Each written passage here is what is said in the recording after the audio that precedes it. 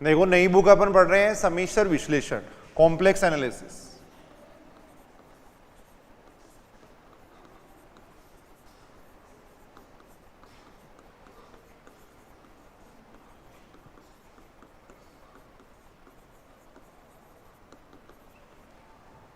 सम्मिश्र विश्लेषण पढ़ रहे हैं, कॉम्प्लेक्स एनालिसिस पढ़ रहे हैं। देखो फर्स्ट ग्रेड और सेकंड ग्रेड दोनों के अंदर ये बुक है। सेकंड ग्रेड का जो नया सिलेबस जोड़ा गया है उसके अंदर ये बुक जोड़ी गई है और फर्स्ट ग्रेड में पहले से थी। बिल्कुल आसान बुक है और छोटा इसका सिलेबस है। देखो जल्दी से अपन इस सिलेबस को पूरा कर लेंगे बिल्कुल आसानी से। देखो फर्स्ट ग्रेड और सेकंड ग्रेड दोनों के अंदर ये बुक है। देखो प्लस सेकंड ग्रेड।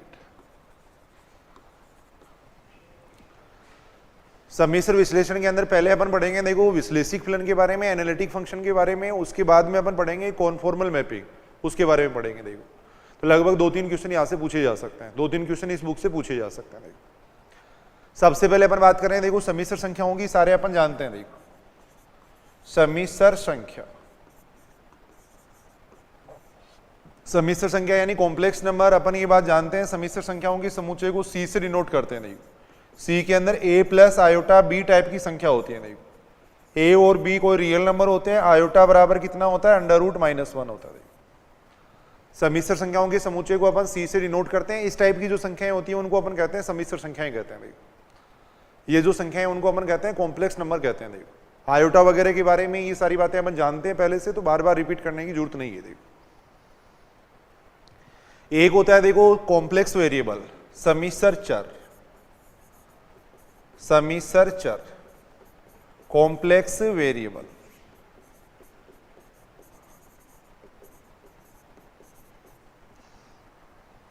जैसे देखो अपन वास्तविक विश्लेषण पढ़ते हैं तो वहां पे जो वास्तविक चर काम में लेते हैं वो अपन x काम में लेते हैं। देखो इसके जो मान रखते हैं अपन वो कहां से रखते हैं, वास्तविक संख्याओं के समुच्चय से रखते हैं। देखो तो यदि x के मान वास्तविक संख्याओं के समुच्चय से अपन लें तब तो उसको अपन कह देते हैं वास्तविक चर। यदि z के मान, यहां अपन देखो सम्मिश्र चर लेंगे वो अपन z लेंगे। देखो z के जो मान रखेंगे वो अपन कहां से रखेंगे, इससे रखेंगे, सम्मिश्र संख्याओं के समुच्चय से रखेंगे। देखो तो ऐसा वेरिएबल, ऐसा चर जो सम्मिश्र संख्याओं के समुच्चय से मान ग्रहण करता है, ऐसे चर को अपन कहते हैं सम्मिश्र चर कहते हैं। देखो यानी इसको अपन इस तरीके से डिफाइन कर सकते हैं। देखो इसकी डेफिनेशन इस तरीके से लिख सकते हैं। देखो इस तरीके से अपन इसको डिफाइन कर सकते हैं, ऐसा चर, ऐसा चर जो सम्मिश्र संख्याओं के समुच्चय से, ऐसा चर जो सम्मिश्र संख्याओं के समुच्चय से, सम्मिश्र संख्याओं के समुच्चय से मान ग्रहण करता है, सम्मिश्र संख्याओं के समुच्चय से मान ग्रहण करता है, सम्मिश्र चर कहलाता है, सम्मिश्र चर कहलाता है। सम्मिश्र चर को अपन z से व्यक्त करते हैं। देखो इसे z से व्यक्त करते हैं, इसे z बराबर x प्लस आयोटा y से व्यक्त करते हैं।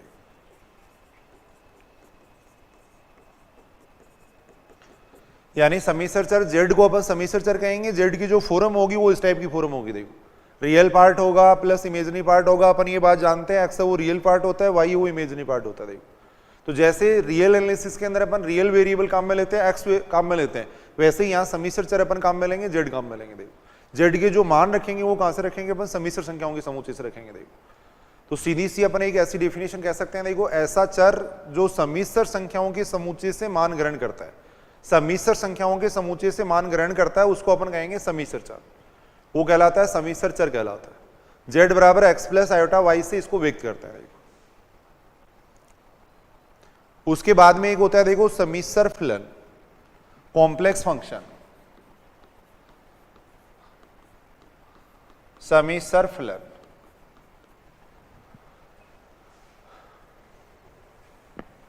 सम्मिश्र फलन का मतलब है यदि फलन एफ जेड के, यदि फलन एफ जेड के जेड के प्रत्येक मान के लिए, फलन एफ जेड का जेड के प्रत्येक मान के लिए,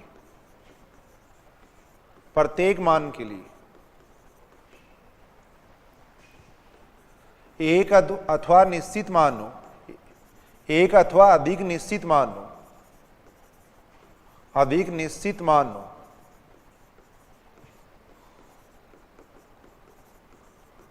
तब z को एफ जेड का फलन कहते हैं। तब z को fz का फलन कहते हैं, fz का फलन कहते हैं। इसे अपन देखो w बराबर fz से भी व्यक्त करते हैं, इसे w बराबर fz से व्यक्त करते हैं।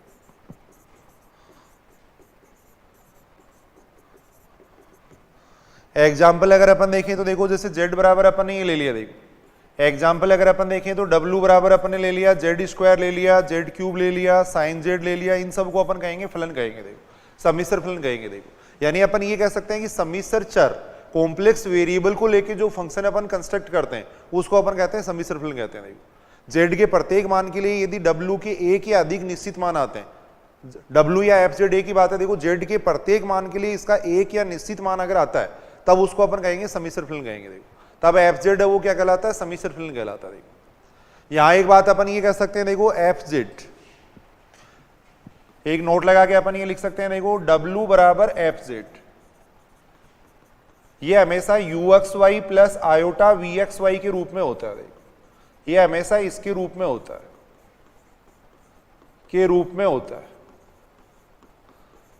यानी जो सम्मिश्र फलन होगी उसकी फॉर्म हमेशा ये होगी। देखो w है वो या fz है वो uxy प्लस आयोटा vxy के रूप में होता है, इसकी जो फॉर्म होती है वो इस टाइप की फॉर्म होती है। देखो देख सकते हैं कोई भी एग्जांपल अपन लेके, देखो जैसे w बराबर अपन ले रहे हैं e की पावर z ले रहे हैं, देखो w बराबर ले लिया अपने e की पावर z ले लिया। देखो z की जगह अगर अपन x प्लस आयोटा y रखें, देखो z की जगह मैं रख रहा हूँ x प्लस आयोटा y रख रहा हूँ। देखो इसको अपन लिख सकते हैं e की पावर x, इसको लिख सकते हैं e की पावर आयोटा y लिख सकते हैं, ये लिख सकते हैं।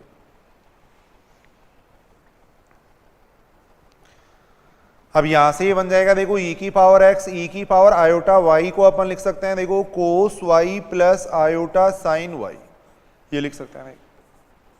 अंदर मल्टीप्लाई करेंगे तो ये बनेगा e की पावर x कोस y प्लस आयोटा e की पावर x साइन y, ये बनेगा। देखो तो यहां से अपन देख रहे हैं, देखो यहां इसको अपन लिख सकते हैं, देखो uxy लिख सकते हैं। देखो uxy का मतलब है फंक्शन ऑफ xy, यानी यहाँ एक xy का फंक्शन आएगा, फिर एक आयोटा आएगा, देखो फिर एक xy का फंक्शन आएगा। देखो तो कहने का मतलब ये हुआ कि जो सम्मिश्र फलन है वो हमेशा इस फॉर्म में होता है। देखो जो कॉम्प्लेक्स फंक्शन है वो हमेशा इस फॉर्म में होगा, यहाँ एक xy का फंक्शन होगा, देखो फिर आयोटा होगा, फिर एक xy का फंक्शन होगा। देखो इस टाइप का जो फलन है उसको अपन कहते हैं सम्मिश्र फलन या कॉम्प्लेक्स फंक्शन कहते हैं। देखो या अपन ये कह सकते हैं कि सम्मिश्र फलन का जो फॉर्म होता है, जो रूप होता है वो हमेशा ऐसा होता है। देखो यहाँ एक xy का वास्तविक फलन आएगा प्लस आयोटा आएगा, फिर xy का एक रियल फंक्शन आएगा, देखो वास्तविक फलन आएगा। देखो तब इसको अपन कहेंगे देखो ये फलन। अब सम्मिश्र फलन है, इसको दो भागों में बांटा गया। देखो एक तो एक मानी फलन होता है, एक बहुमानी फलन होता है। देखो एक मानी फलन और बहुमानी फलन, यहाँ जो अपन काम में लेंगे वो एक मानी फलन काम में लेंगे। देखो सिंगल वैल्यूड फंक्शन, एक मानी फलन,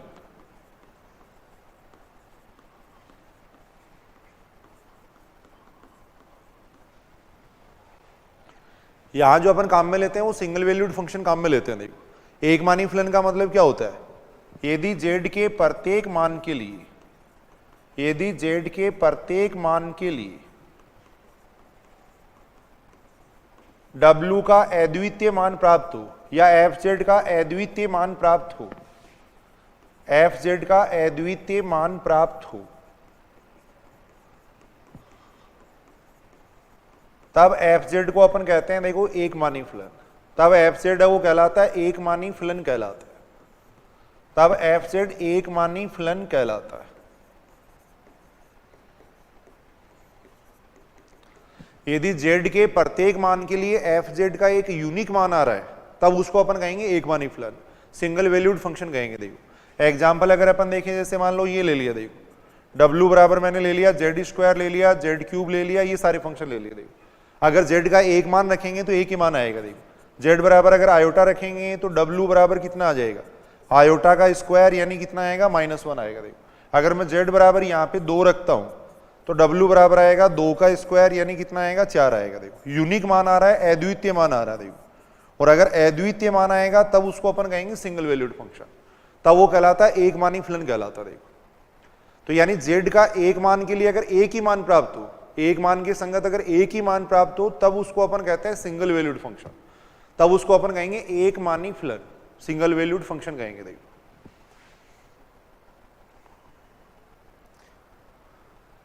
एक होता है देखो बहुमानी फलन, मल्टी वैल्यूड फंक्शन, बहुमानी फलन, multi valued function,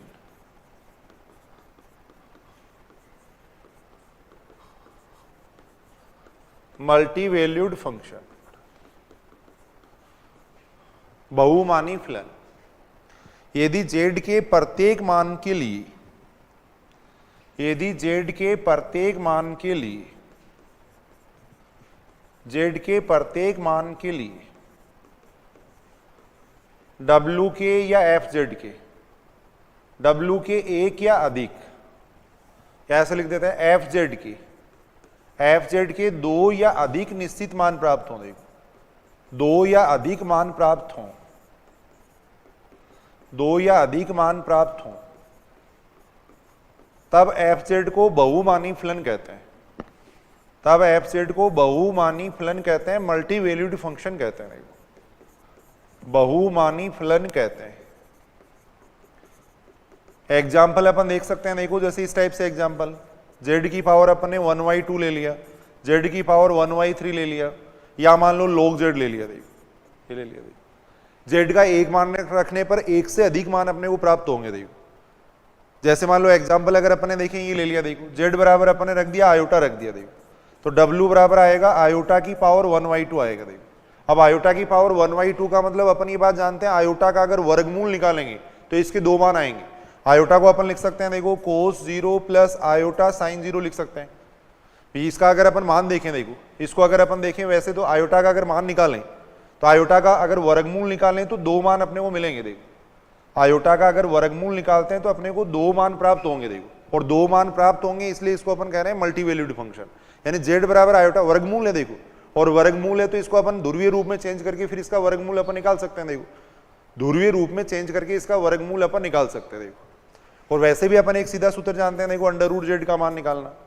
under root z का मान किसके बराबर होता है? Plus minus mod of z plus, under root z बराबर होता है mod of z plus X बटे 2 plus iota mod of z minus X बटे 2 की पावर होता है 1/2 होता है। देखो ऐसा एक फॉर्मूला अपन पढ़ते हैं। देखो तो यहां से अगर अपन अंडर रूट आयोटा का मान अगर देखते हैं, अंडर रूट आयोटा का मान अगर देखेंगे तो ये आएगा प्लस माइनस, यानी इसको अगर अपन लिख देंगे, देखो 0 प्लस आयोटा लिख देंगे, देखो तो x की जगह 0 हो जाएगा, x की जगह 0 आएगा तो यहां बन जाएगा, देखो मोड ऑफ z कितना हो जाएगा भाई, यहाँ पे अगर अपन देखें तो मोड ऑफ z है उसका मान कितना हो जाएगा 1 हो जाएगा। देखो तो ये मान यहाँ पे रखेंगे तो 1 प्लस 0/2 आएगा प्लस आयोटा, यहाँ अगर अपन देखें तो 1 माइनस 0/2 आएगा, इसकी पावर 1/2 आएगा। यहाँ से अगर अपन देखें तो ये आ रहा है plus minus 1 upon under root 2, 1 plus iota आ रहा है। देखो तो अंडर रूट आयोटा का अगर मान देखेंगे तो इसका मान आएगा plus minus 1 upon under root 2, 1 plus iota आएगा। देखो क्या आएगा, देखो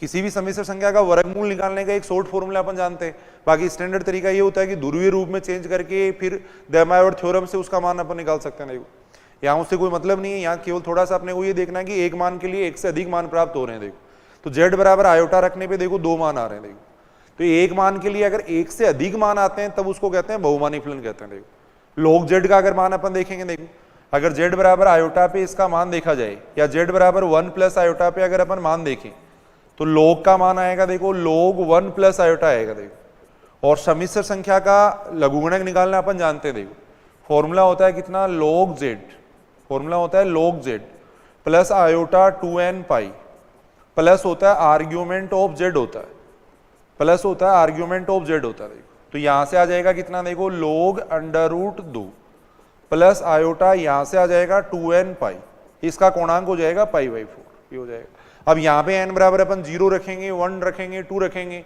तो इसके बहुत सारे मान अपने को प्राप्त होंगे। देखो तो log z है वो एक बहुमानी फलन है। देखो जब अपन आगे पढ़ते हैं, देखो आगे जब अपन ये कोसी प्रमेय वगैरह पढ़ते हैं तो वहां अपन देखते हैं, देखो एक ब्रांच कट होता है, वो ब्रांच कट लगा के मल्टी वैल्यूड फंक्शन को सिंगल वैल्यूड फंक्शन में चेंज किया जाता है।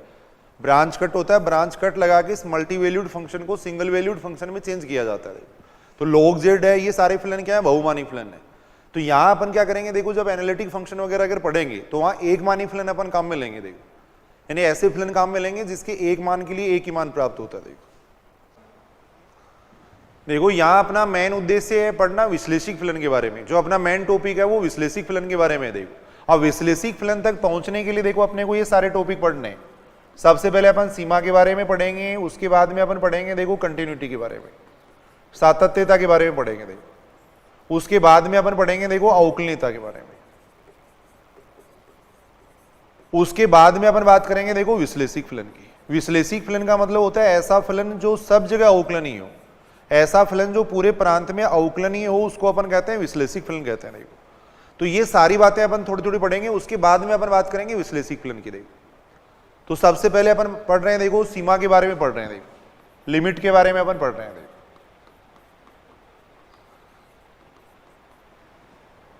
सबसे पहले अपन बात करें सीमा की। देखो सम्मिश्र फलनों की सीमा में और वास्तविक फलनों की सीमा में क्या डिफरेंस है, सबसे पहले अपन वो बात करते हैं। देखो फलन fz की सीमा, फलन fz की सीमा L कहलाती है, फलन fz की सीमा L कहलाती है यदि limit z tends to z0 fz बराबर L, यानी जब z z0 की ओर अग्रसर हो तो fz है वो किसकी ओर टेंस होना चाहिए, L की ओर टेंस होना चाहिए। देखो तब L को अपन क्या कहेंगे, फलन fz की सीमा कहेंगे। देखो जहां सीमा L विद्यमान होगी यदि, सीमा L विद्यमान होगी यदि, सीमा L विद्यमान होगी यदि प्रत्येक पथ की अनुदिश, यदि प्रत्येक पथ की अनुदिश, प्रत्येक पथ की अनुदिश, प्रत्येक पथ की अनुदिश L का मान, सीमा L विद्यमान होगी यदि प्रत्येक पथ की अनुदिश L का मान परिमित व अद्वितीय, L का मान परिमित व अद्वितीय। देखो पथ क्या होता है ये अभी अपन बात कर रहे हैं। देखो प्रत्येक पथ की अनुदिश L का मान परिमित व अद्वितीय, अर्थात सीमा है वो क्या होनी चाहिए, पथ से स्वतंत्र होनी चाहिए। देखो अर्थात सीमा है वो क्या होनी चाहिए, पथ से स्वतंत्र होनी चाहिए। देखो पथ से स्वतंत्र हो,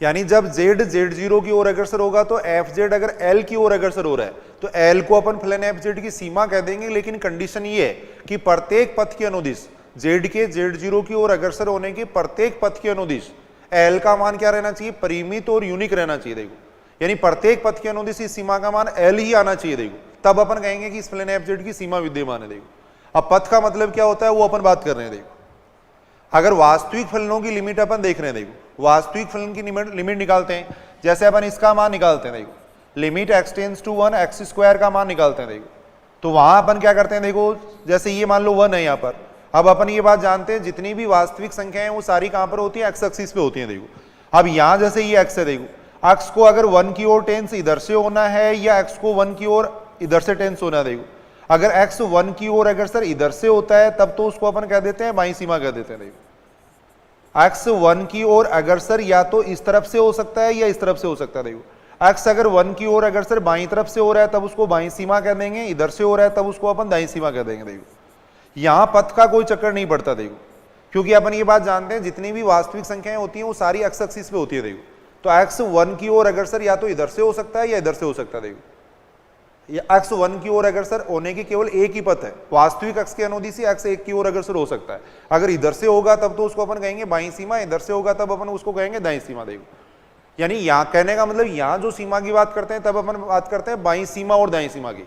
जैसे यहाँ बाईं सीमा और दाईं सीमा की बात होती है वैसे ही सम्मिश्र फलनों की लिमिट में पथ की बात होती है। देखो वहां अपन बात करते हैं पथ की बात करते हैं। देखो मान लो यहाँ z0 है, देखो ये z0 है, अब z अपन यहां भी हो सकता है, z यहां भी हो सकता है, कहीं भी हो सकता है, ये z है। देखो अब z को z0 की ओर टेंस होना है तो उसके पास अनंत पथ है, z को z0 की ओर अग्रसर होने के अनंत पथ है।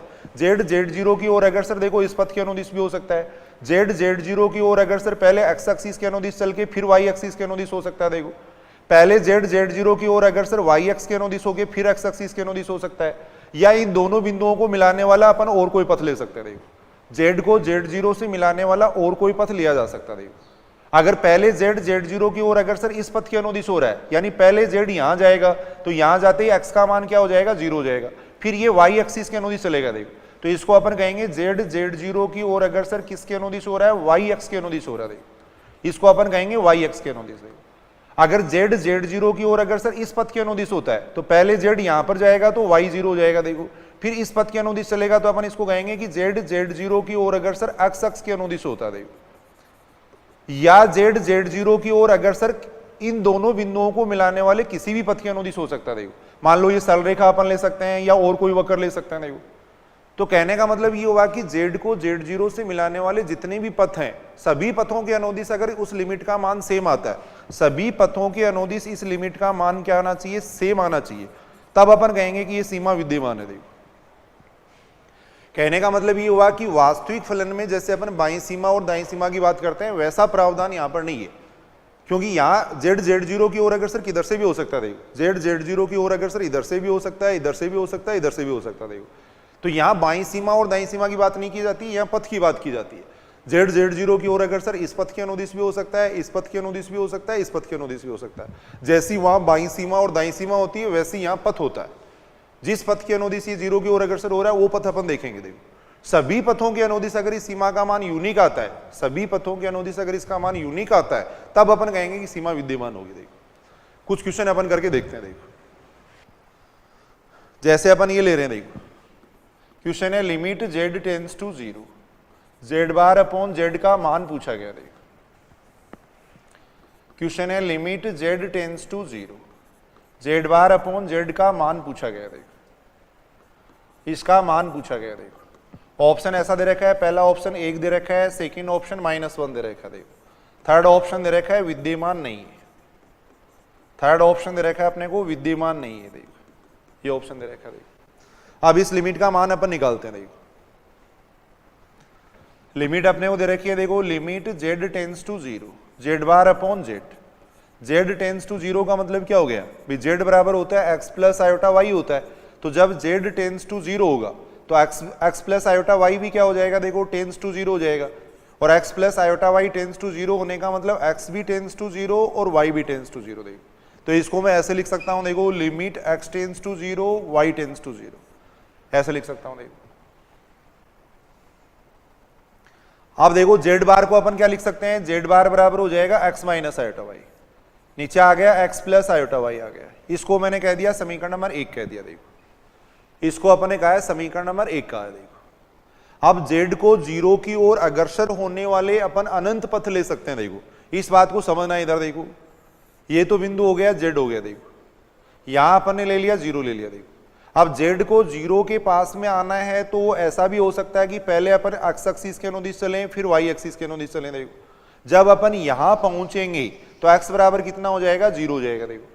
तो इसके अंदर अपन क्या करेंगे, x की जगह 0 कर देंगे, फिर y एक्सिस के अनुदिश अपन चलेंगे, देखो। अगर ये तरीका अपन अपना रहे हैं तब इसको कहेंगे y एक्सिस के अनुदिश, यानी z को टेंड्स टू 0 करेंगे अपन y एक्सिस के अनुदिश, देखो। अगर अपन ये तरीका काम में ले रहे हैं, पहले इसके अनुदिश चल रहे हैं, फिर इसके अनुदिश चल रहे हैं, देखो। तो जब अपन यहां पर आएंगे तो y का मान 0 हो जाएगा, फिर अपन इसके अनुदिश चलेंगे, देखो। इसको अपन कहेंगे x एक्सिस के अनुदिश चलना, देखो। इसको कहेंगे x एक्सिस के अनुदिश चलना, देखो। मैं ये पथ भी ले सकता हूं, इन दोनों बिंदुओं को मिलाने वाली मैंने सरल रेखा ले ली, मान लो y बराबर x ले लिया, देखो। तो y बराबर x के अनुदिश भी इसको अपन टेंड्स टू 0 कर सकते हैं, देखो। इन दोनों बिंदुओं को मिलाने वाला ये पथ भी मैं ले सकता हूं, देखो। y बराबर x स्क्वायर ले सकता हूं, देखो। y बराबर मैं x क्यूब ले सकता हूं, देखो। यानी इन दोनों बिंदुओं को मिलाने वाले अनंत पथ मैं ले सकता हूं, देखो। ऐसा पथ होना चाहिए जो 0 0 से गुजरेगा, देखो। y बराबर x अपन ले सकते हैं, y बराबर x स्क्वायर ले सकते हैं, कोई भी ऐसा पथ ले सकते हैं जो 0 0 से पास होता है, देखो। तो यहां अपन जनरली कम से कम 2 पथ तो अपन लेके देखते ही देखते हैं, देखो। एक बार z को 0 की ओर अगर सर y एक्सिस के अनुदिश कर देते हैं, एक बार x एक्सिस के अनुदिश कर देते हैं। अगर इन दोनों का मान सेम आ जाएगा तब अपन तीसरे को और चेक कर लेंगे, देखो। अगर इन दोनों का ही मान डिफरेंट आ जाता है तो फिर आगे चेक करने की जरूरत ही नहीं है, देखो। तो केस फर्स्ट अपन देख रहे हैं, देखो। केस फर्स्ट अपन देख रहे हैं, देखो। केस फर्स्ट अपन देख रहे हैं, देखो। जब z tends to 0 x axis के अनुदिश हो, देखो। जब z tends to 0 x axis के अनुदिश हो, देखो, तब y बराबर कितना हो जाएगा, देखो, 0। y बराबर 0 हो जाएगा, देखो। तो इस लिमिट का मान कितना आ जाएगा, देखो। Limit z tends to 0, z bar upon z। यहां आ जाएगा लिमिट, इसमें देखो अपन y बराबर 0 ले लिया तो ये तो पूरा 0 हो ही गया। ये लिमिट बन जाएगी, देखो। Limit x tends to 0, y की जगह 0 कर देंगे, देखो। इसमें y की जगह 0 करेंगे तो x अपॉन x आएगा। लिमिट लेने से पहले अपन क्या करते हैं, इसको सोल्व करते हैं। देखो तो x से x कैंसिल हो जाएगा, इसका मान 1 आ जाएगा। देखो तो जब z टेंड्स टू 0 होगा x एक्सिस के अनुदिश, तब इस लिमिट का मान कितना आएगा, 1 आएगा। देखो z 0 की ओर अगर सर x एक्सिस के अनुदिश होगा, तब इस लिमिट का मान कितना आएगा, 1 आएगा। देखो अब केस सेकंड में ले रहा हूं। देखो केस सेकंड अपन नहीं ले रहे हैं। देखो केस सेकंड मैंने ये ले लिया। देखो जब z tends to 0 y x के अनुदिश हो, देखो y x के अनुदिश हो, y x के अनुदिश हो। देखो जब z tends to 0 y x के अनुदिश हो, देखो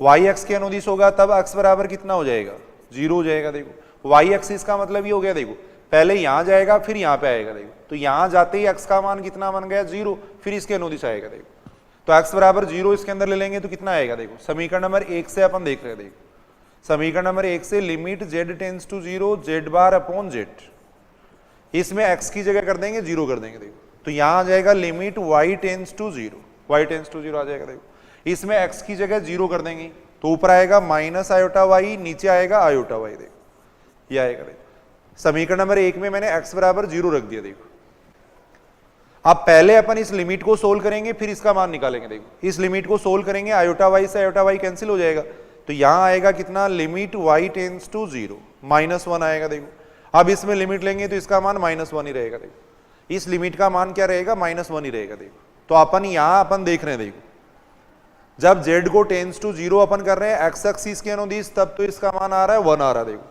और जब z को टेंड्स टू 0 अपन कर रहे हैं y एक्सिस के अनुदिश, तब इसका मान आ रहा है -1 आ रहा है। देखो इसको मैंने समीकरण नंबर 2 कह दिया, इसको मैंने 3 कह दिया। देखो अब समीकरण नंबर 2 व 3 से अपन देख रहे हैं। देखो समीकरण नंबर 2 व 3 से f डैश z का मान अद्वितीय, समीकरण नंबर 2 व 3 से limit z tends to 0 z bar upon z का मान अद्वितीय नहीं है, यूनिक नहीं है। देखो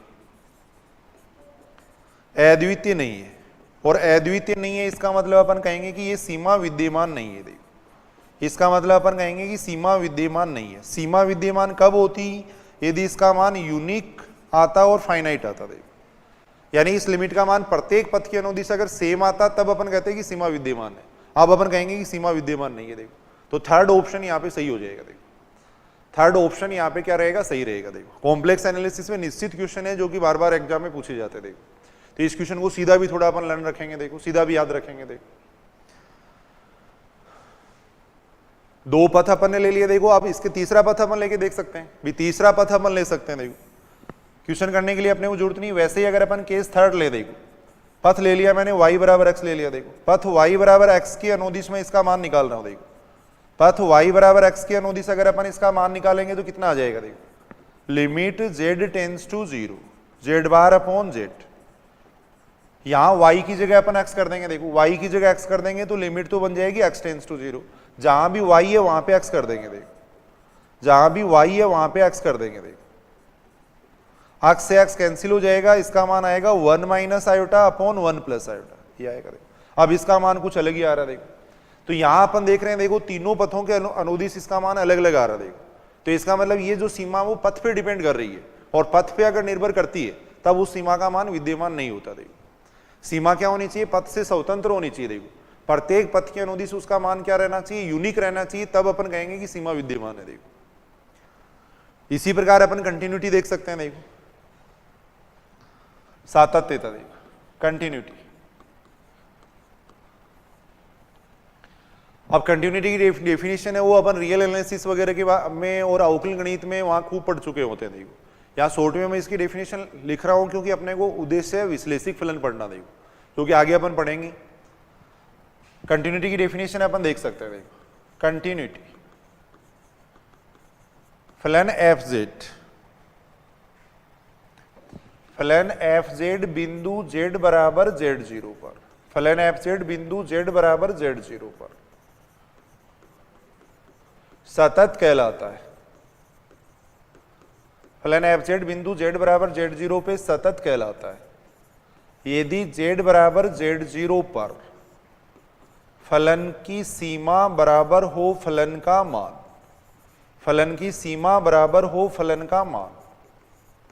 फलन की सीमा कैसे निकालेंगे, देखो फलन की सीमा इस तरीके से निकालेंगे limit z tends to z0 fz से देखो z0 पे फलन का मान कितना आ जाएगा fz0 देखो ये दोनों मान अगर बराबर हैं तब अपन कहेंगे कि फलन fz है वो क्या है वहां पे सतत है देखो फलन fz बिंदु z बराबर z0 पे सतत कहलाएगा यदि फलन की सीमा बराबर हो फलन का मान तब उसको अपन कहेंगे कंटिन्यूअस फंक्शन कहेंगे देखो अपन ये बात जानते हैं कि कोई भी फलन सतत कब होता है यदि उसका ग्राफ सतत बनता है और ग्राफ सतत कब बनेगा इधर मान लो मैंने z ले लिया इधर मान लो मैंने fz ले लिया देखो रियल एनालिसिस की अगर अपन बात करें तो इधर मान लो सपोज x ले लिया अपन ने इधर fx ले लिया देखो अब यहां जैसे अपन एक बिंदु ले रहे हैं x नोट ले रहे हैं देखो यहां अपन ने बिंदु ले लिया fx नोट ले लिया देखो x नोट के नेबरहुड में मैंने मान ले लिया देखो ये x नोट का नेबरहुड हो गया देखो ये fx नोट का नेबरहुड हो गया देखो तो अगर यहां से अगर मैं मान ले रहा हूं जैसे x का मान मैं यहां से ले रहा हूं देखो x का मान यहां से ले रहा हूं तो फलन का मान यहां पे आना चाहिए देखो फिर इन दोनों बिंदुओं को मिलाएंगे ये बिंदु आएगा देखो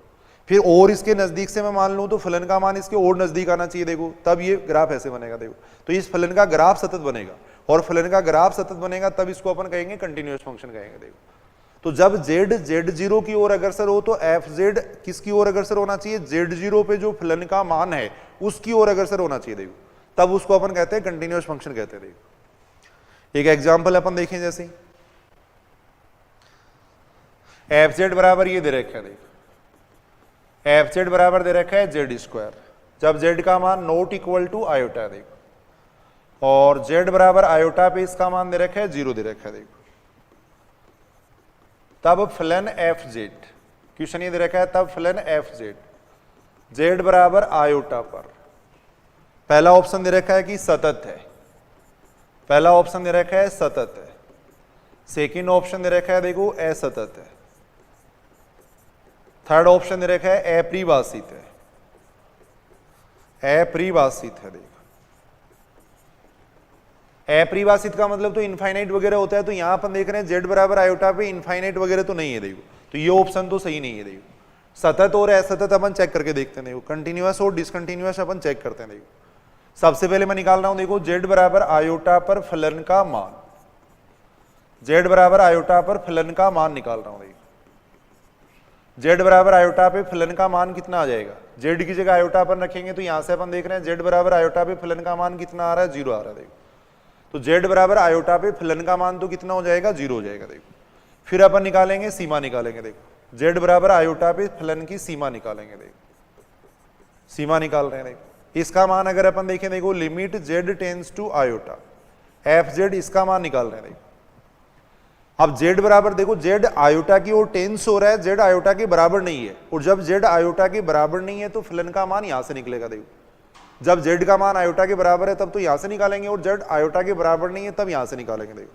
तो इसके अंदर डेफिनेशन लग जाएगी limit z tends to iota z square देखो अब z की जगह आयोटा रखेंगे इसका मान -1 आ जाएगा देखो तो यहां अपन देख रहे हैं फलन की सीमा अपन देख रहे हैं देखो फलन की सीमा और फलन का मान बराबर नहीं है देखो फलन की सीमा और फलन का मान बराबर नहीं है देखो फलन की सीमा और फलन का मान बराबर नहीं है देखो अगर फलन की सीमा और फलन का मान बराबर नहीं है तो इसका मतलब ये फलन z बराबर आयोटा पे सतत नहीं होगा देखो अतः fz है वो z बराबर आयोटा पे सतत नहीं है देखो fz z बराबर आयोटा पर सतत नहीं है ये अपन कह सकते हैं देखो fz है वो z बराबर आयोटा पे सतत नहीं है देखो एक बात अपन ये कह सकते हैं देखो निम्न फलन है वो अपने प्रांत में सदैव सतत होते हैं देखो निम्न फलन अपने प्रांत में सदैव सतत होते हैं अपने प्रांत में सदैव सतत होते हैं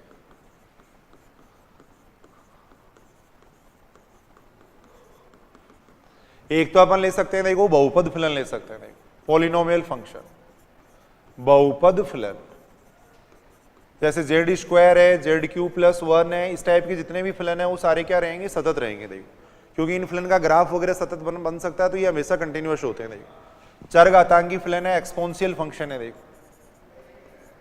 चरघातांकी फलन मैं यहां पे ये लिख रहा हूं कि ये अपने प्रांत में क्या रहते हैं सतत रहते हैं प्रांत का मतलब ऐसे मान जहां पर ये परिभाषित हो वहां पर हमेशा क्या रहेंगे सतत रहेंगे देखो e की पावर z है a की पावर z है देखो त्रिकोणमितीय फलन है देखो जैसे त्रिकोणमितीय फलन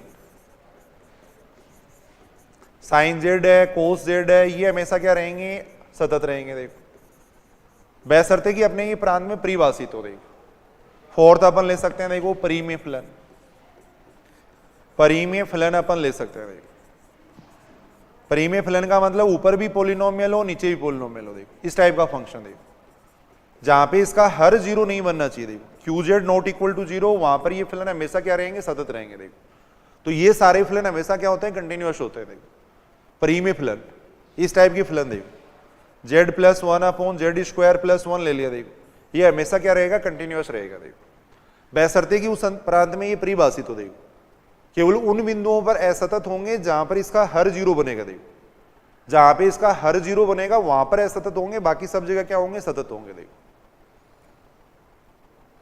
तो इनसे संबंधित इस टाइप के क्वेश्चन कोई पूछे जा सकते हैं। देखो जैसे ये क्वेश्चन है, देखो एफ जेड बराबर है, देखो Z upon Z square plus one, ये असतत है। कहां पर असतत है ये पूछा गया। देखो ये फलन कहां पर असतत है ये पूछा गया। देखो अपने तो अगर अपन देखें तो देखो अपन ये बात जानते हैं कि परिमेय फलन है वो सदैव सतत होता है। केवल ये देख लो कि उसका हर जीरो कहां पर बन रहा है। देखो तो मैं यहां लिख रहा हूं, देखो एफ जेड असतत होगा, एफ जेड असतत होगा यदि z square plus one is equal to zero. देखो जहां पे इसका हर जीरो बनेगा वहां पर ये क्या होगा, असतत होगा। देखो अब इसको सॉल्व करें तो जेड स्क्वायर बराबर माइनस वन आएगा, यहां से जेड बराबर आ जाएगा प्लस माइनस आयोटा।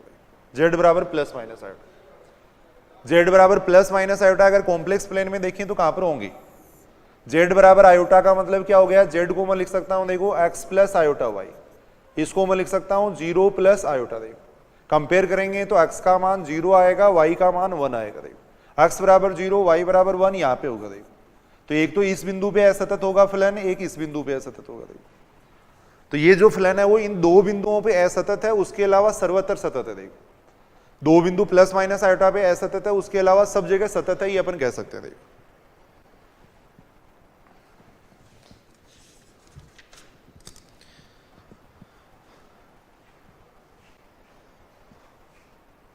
जैसे एक क्वेश्चन दे रखा है, देखो एफ जेड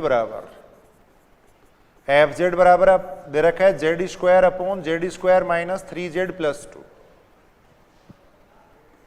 तब एफ जेड सतत है, एफ जेड सतत है ये पूछा गया है।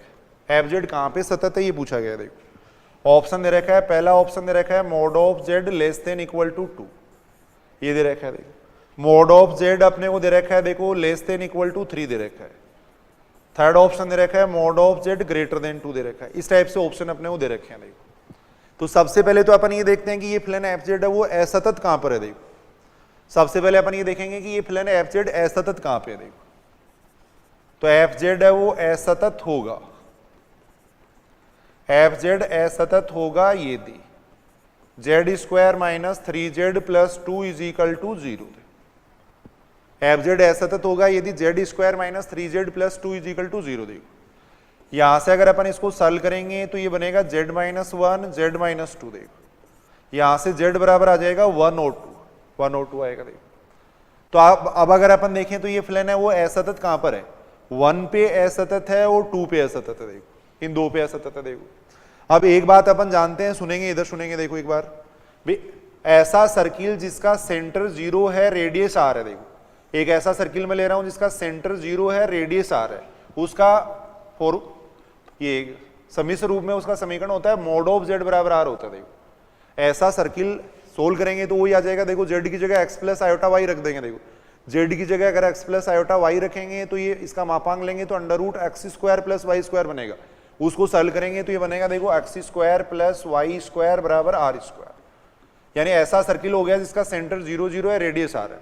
सम्मिश्र रूप में इसको अपन इस तरीके से लिखते हैं। देखो सम्मिश्र रूप में इसको इस तरीके से लिखा जाता है। देखो थोड़ा एक बार मैं समझाने के लिए बता रहा हूं। देखो तो अगर ये सर्किल हो गया, देखो ऐसा सर्किल है जिसका सेंटर जीरो जीरो है, रेडियस आर है। देखो ये देखो अगर इसके अंदर के क्षेत्र को अपने को दिखाना है तो उसका फॉर्मूला होता है mod of z less than r. देखो अगर परिधि को भी शामिल करना है, देखो परिधि को भी शामिल करना है, तब इसका फॉर्मूला हो जाएगा mod of z less than equal to r. देखो अगर अपने को ये दिखाना है, बाहर वाला क्षेत्र दिखाना है, तो इसके लिए हो जाएगा mod of z greater than r. यानी mod of z greater than r का मतलब आर से बाहर, और mod of z less than r का मतलब अंदर वाला क्षेत्र। देखो तो अगर यहां पे अपन डायग्राम बनाना चाहें, देखो अपन ये देखना चाह रहे हैं कि किस किस क्षेत्र में ये फलन सतत है। देखो ऐसा सर्किल अपन बना लें जिसका सेंटर 0 ले ले, रेडियस 1 ले ले। देखो ऐसा सर्किल मैंने बनाया। देखो एक मैंने ऐसा सर्किल बना लिया जिसका सेंटर 0 ले लें, रेडियस अपन 2 ले लें। देखो ऐसा सर्किल बना लिया। देखो ये बना लिया। देखो अब अगर अंदर वाले क्षेत्र की मैं बात करूं, इस क्षेत्र की बात करूं, देखो तो यहां पर ये फलन क्या रहेगा, सतत रहेगा। देखो mod of z less than 1 पर सतत रहेगा।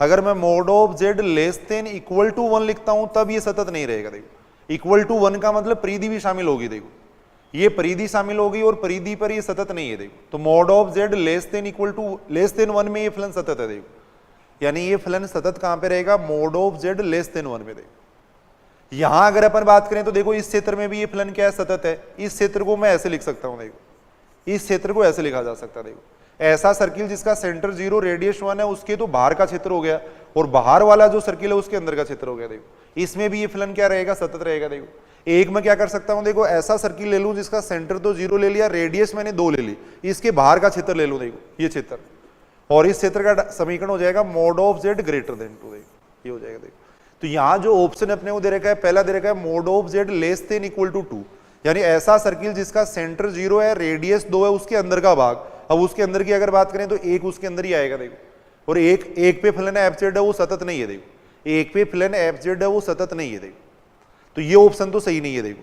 Mode of z less than equal to 3, यानी ऐसा सर्किल जिसका सेंटर 0 रेडियस 3 है, उसके अंदर भी सतत नहीं है। देखो mod of z greater then 2 की बात करें, ऐसा सर्किल जिसका सेंटर 0 है, रेडियस 2 है, उसके बाहर की बात करें तो यहां पर ये फलन क्या रहेगा, सतत रहेगा। देखो तो थर्ड ऑप्शन यहां पे सही रहेगा। देखो थर्ड ऑप्शन यहां पे सही रहेगा। देखो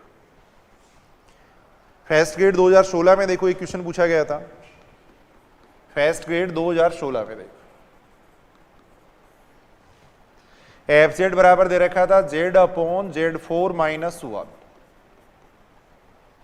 इसके लिए सत्य पूछा गया था। देखो इसके लिए सत्य है। पहला ऑप्शन ये दे रखा था कि वर्त मोड ऑफ जेड बराबर 1, वर्त मोड ऑफ जेड बराबर 1 के अंदर व ऊपर सतत है। देखो अंदर व ऊपर सतत, अंदर व ऊपर सतत है। देखो सेकेंड ऑप्शन दे रखा था कि वर्त mod of z is equal to 2 के अंदर व ऊपर सतत है। देखो के अंदर व ऊपर सतत। थर्ड ऑप्शन दे रखा था मोड ऑफ जेड बराबर 1 के अंदर सतत है। देखो वर्त मोड ऑफ जेड बराबर 1 के अंदर सतत, इसके अंदर सतत है। देखो वर्त मोड ऑफ जेड बराबर 1 के अंदर सतत है। देखो अब सबसे पहली बात तो अपन ये देख रहे हैं कि ये फलन कहां पर सतत नहीं है। देखो ये फलन कहां पर सतत नहीं है वो अपन देख रहे हैं। देखो तो एफ जेड है वो असतत होगा। देखो एफ जेड असतत होगा यदि इसका हर 0 बन जाए। देखो z 4 minus 1 is equal to 0। देखो इसको सॉल्व करेंगे, ये बनेगा z square minus 1 z square plus 1, ये आ जाएगा। यहां से अगर अपन जेड के मान निकालें तो यहां से आएगा प्लस माइनस 1, यहां से आएगा प्लस माइनस आयोटा, ये आएगा। देखो अब अगर अपन इसका डायग्राम देखें, अपन यानी इन बिंदुओं को देखें तो ये कॉम्प्लेक्स प्लेन में ये बिंदु कहां पर आएंगे। देखो कॉम्प्लेक्स प्लेन में अगर ये बिंदु देखें तो कहां पर आएंगे। देखो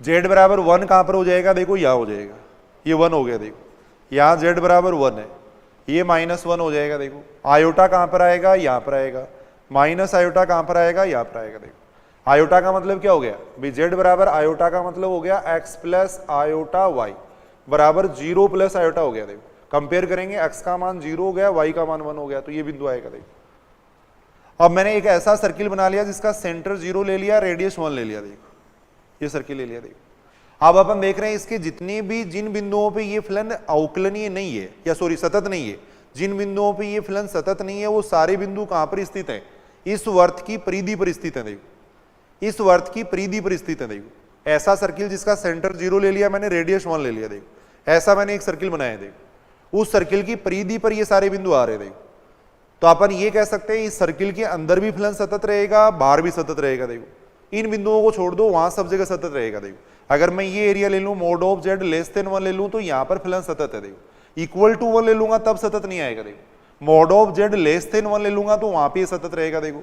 अगर मैं mod of z greater then 1 ले लूं तो वहां भी सतत है, देखो तो यहां अगर ऑप्शन देखें तो वर्त मोड ऑफ जेड बराबर 1 के अंदर वह ऊपर सतत है, ऊपर सतत नहीं है, देखो ऊपर सतत नहीं है क्योंकि जिन बिंदुओं पे सतत नहीं है वो सारे इस सर्किल के ऊपर ही आ रहे, देखो तो पहला ऑप्शन गलत है, देखो सेकंड ऑप्शन अगर अपन देखें तो वर्त मोड ऑफ जेड बराबर 2 यानी ऐसा सर्किल जिसका सेंटर 0 रेडियस 2 है उसके अंदर सारे बिंदु आ जाएंगे, देखो तो ये भी सही नहीं है, देखो तो सही कौन सा ऑप्शन हो जाएगा, थर्ड ऑप्शन सही हो जाएगा।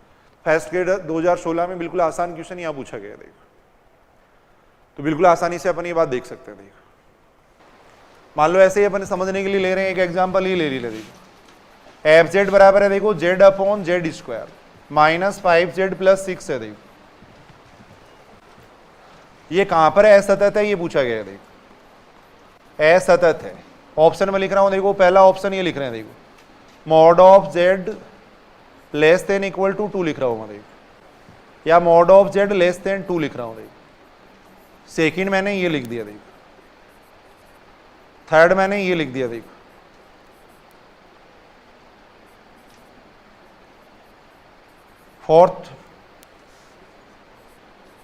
फोर्थ मैंने लिख दिया इनमें से कोई नहीं।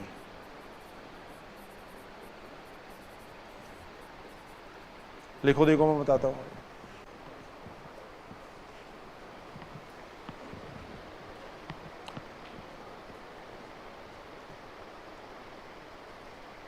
एफ जेड बराबर अपने को दे रखा है, देखो जेड अपॉन ये लिखवा दिया था कि पहले मैंने ये लिखवाया था, एफ जेड बराबर देखो Z upon Z square minus 5z plus 6 है, वो असतत है। कहां पर असतत है ये पूछा गया, देखो कहां पर असतत है ये पूछा गया, देखो सारे इधर सुनेंगे। देखो पहले तो अपन ये देखेंगे कि ये असतत कहां पर होगा, देखो पहले तो अपन ये देख रहे हैं कि ये फलन असतत कहां पर है, देखो एफ जेड है वो असतत होगा यदि एफ जेड असतत होगा, एफ जेड असतत होगा यदि z square minus 5z plus 6 is equal to 0, देखो अगर इसका मान देखो अपन ये बात जानते हैं ये प्रीमे फलन है, रेशनल फंक्शन है, सब जगह सतत होगा, केवल उन बिंदुओं को देख लो जहां पे इसका हर 0 बन रहा है, देखो तो इसको मैंने 0 के बराबर रख दिया। देखो यहां से z बराबर कितना आ रहा है, देखो 2 और 3 आ रहा है। देखो अब अगर अपन इसका डायग्राम बनाए तो देखो डायग्राम इस तरीके से बना सकते हैं, देखो सुनेंगे इधर सुनेंगे, देखो एक बार सारे 2 कहां पर आएगा, देखो z बराबर 1 मैंने यहां मान लिया, 2 मैंने यहां मान लिया, देखो ये 2 हो गया, देखो सुनना देखो इधर सुनना, देखो 3 मैंने यहां पर मान लिया, देखो ये 3 मान लिया। देखो अब अपने को ये देखना है, जैसे मान लो ये देख रहे हैं कि ये सतत कहां पर है, सपोज अपन ये देख रहे हैं कि सतत कहां पर है, देखो सुनना इधर सुनना। देखो अगर मैं ऐसा सर्किल बना दूं जिसका देखो सुनना इधर ऐसा सर्किल बना रहे हैं जिसका सेंटर तो 0 ले लिया और रेडियस मैंने 2 ले ली, देखो ऐसा सर्किल मैंने बना दिया जिसका सेंटर तो 0 है रेडियस 2 है, देखो उसके अंदर का भाग अगर मैं ले लूं तो यहां पर ये फलन क्या रहेगा, सतत रहेगा, देखो यहां पे ये फलन सतत होगा, देखो और इसको अपन डिनोट करेंगे इस तरीके से डिनोट करेंगे। देखो ऐसा क्षेत्र मैंने लिया है जहां पे थोड़ा ढंग से बना देते हैं, इसकी बात अपन एक तो बिंदु ले लिया मैंने, 2 तो यहां पे ले लिया मैंने, 3 यहां पे ले लिया। देखो एक तो अपन ऐसा सर्किल ले सकते हैं, देखो ऐसा सर्किल ले सकते हैं जिसका सेंटर तो 0 है रेडियस 2 है, देखो ऐसा सर्किल मैंने ले लिया जिसका सेंटर तो 0 है रेडियस 2 है, देखो ये मैंने ले लिया। देखो अब इसके अंदर के भाग की बात करें तो अंदर के भाग पर ये फलन क्या रहेगा, देखो सतत रहेगा, देखो क्योंकि जिस बिंदु पे ये सतत नहीं है वो दोनों बिंदु कहां पर आ रहे हैं, एक बिंदु तो इसकी परिधि पर आ रहा है और एक बिंदु इसके बाहर आ रहा है। देखो तो अंदर के भाग में अगर बात करें तो अंदर के भाग में ये फलन क्या रहेगा, सतत रहेगा। देखो अंदर के भाग को अपन इस तरीके से डिनोट करेंगे। देखो अगर परिधि को शामिल करना है तो बराबर का चिन्ह लग जाएगा, देखो यहाँ अंदर वाले भाग के लिए मॉड ऑफ जेड क्या हो जाएगा, लेस देन 2 हो जाएगा। देखो फिर अपन बात कर रहे हैं, देखो ऐसा सर्किल बना लूं मैं जिसका सेंटर 0 ले लिया मैंने, रेडियस 3 ले ली। देखो ऐसा सर्किल बना दिया जिसका सेंटर 0 ले ली, रेडियस 3 ले ली, देखो ये ले ली। देखो अब अगर यहाँ पे अपन देखो सतत कहां पर नहीं है, एक तो 2 पे नहीं है, एक 3 पे नहीं है, तो इस क्षेत्र में तो ये क्या रहेगा, सतत रहेगा या नहीं रहेगा, इस क्षेत्र के अंदर ये सतत रहेगा। और इस क्षेत्र को अपन किस तरीके से डिनोट करेंगे, देखो ऐसा सर्किल जिसका सेंटर 0 है रेडियस 2 है उसके तो ये बाहर का भाग हो गया, देखो और ऐसा सर्किल जिसका सेंटर 0 रेडियस 3 है उसके अंदर का भाग हो गया। तो इसको अपन डिनोट करते हैं, इस तरीके से डिनोट करते हैं। देखो इस भाग को इस तरीके से डिनोट किया जाता है, देखो इस तरीके से डिनोट करेंगे। देखो 2 से तो बाहर का भाग ले लिया मैंने और 3 के अंदर का भाग ले लिया। देखो देखिए ये बात सही है क्या? ऐसा सर्किल अपन ले रहे हैं जिसका सेंटर 0 रेडियस 2 है, उसके तो बाहर का भाग ले लिया मैंने। देखो एक बार दोबारा सुन लेंगे, देखो इधर सुनेंगे एक बार। जैसे ये सर्किल अपन ले रहे हैं, देखो ये सर्किल ले रहे हैं, देखो ऐसा सर्किल है जिसका सेंटर 0 है, रेडियस आर है। देखो ऐसा सर्किल है जिसका सेंटर 0 है, रेडियस आर है। उसके अंदर के भाग को कैसे डिनोट करोगे? देखो इस बात को समझो, देखो एक बार इसके अंदर के भाग को कैसे दिखाएंगे? देखो अंदर के भाग को दिखाएंगे mod of z less than r से। देखो अगर परिधि को अपन शामिल कर रहे हैं तब इसको अपन दिखाएंगे ऐसे। देखो ऐसे लिखा जाएगा। देखो अगर इसके बाहर का भाग बताना है तो बाहर के भाग को लिखेंगे mod of z greater than r लिखेंगे। देखो mod of z greater than r लिखेंगे। बाहर के भाग के लिए मोड ऑफ जेड क्या हो जाएगा? ग्रेटर देन आर हो जाएगा। देखो तो ये जो सर्किल है इसके मैं बाहर का भाग ले रहा हूं। देखो तो बाहर के भाग के लिए क्या हो जाएगा? Mod of z greater then 2 हो जाएगा। देखो और अंदर वाले भाग के लिए मोड ऑफ जेड क्या हो जाएगा? लेस देन 3 हो जाएगा। देखो तो इसकी बात करें तो ये एनुलस कहते हैं, इसको वलिका कहते हैं। वैसे अगर ये क्षेत्र देखें तो ये क्षेत्र आएगा। देखो अगर इससे बाहर का क्षेत्र ले तो बाहर वाला क्षेत्र कौन सा हो गया? ये जो क्षेत्र है वो कौन सा हो गया? ऐसा सर्किल हो गया जिसका सेंटर तो 0 है, रेडियस 3 है, उसके बाहर का भाग, इसको डिनोट करेंगे अपन, इससे डिनोट करेंगे। देखो तो अगर अपन बात करें तो देखो इस क्षेत्र में फलन क्या रहेगा? सतत रहेगा। इस क्षेत्र में भी फलन सतत रहेगा। देखो यहां भी सतत रहेगा। देखो जिन बिंदुओं पे सतत नहीं है वो दोनों बिंदु यहां और यहां है। देखो इन दोनों सर्किल की परिधि पर है। और परिधि की अगर अपन बात करें तो परिधि अपन कहीं भी शामिल नहीं कर रहे हैं। देखो इसके अंदर ये सतत हो जाएगा, यहां भी सतत हो जाएगा, यहां भी सतत हो जाएगा। तो यहां अगर अपन देखें तो तीनों ही ऑप्शन मैंने वो ही लिखे हैं जिनमें फलन क्या है? सतत है। देखो mod of z less than 2 में भी ये फलन सतत है। अब mode of z greater then 2 less than 3 में भी ये फलन सतत है। देखो और mod of z greater then 3 के अंदर भी ये फलन सतत है। देखो अपने को ये पूछा गया था ऐसा कौन सा भाग है जिसमें ये फलन असतत है? तो इनमें से कोई भी नहीं। देखो फोर्थ ऑप्शन यहाँ सही रहेगा। देखो फोर्थ ऑप्शन यहाँ पे सही होगा। देखो ये समझ रहे हो या नहीं? देखो देखिए इस सर्किल के अंदर का भाग ले लिया अपन ने, ये भाग ले लिया और ये भाग ले लिया। देखो जिन बिंदुओं पे सतत नहीं है वो दोनों बिंदु यहाँ है। देखो यहाँ है वो दोनों बिंदु। देखो तो इस टाइप के कोई छोटे छोटे क्वेश्चन पूछे जा सकते हैं। देखो उसके बाद में अपन बात कर रहे हैं, देखो अवकलनीयता की बात कर रहे हैं। देखो उसी से अपन बात करेंगे, फिर विश्लेषिक फलन की बात करेंगे। देखो अवकलनीयता की परिभाषा एक लिख लेना। देखो अवकलनीयता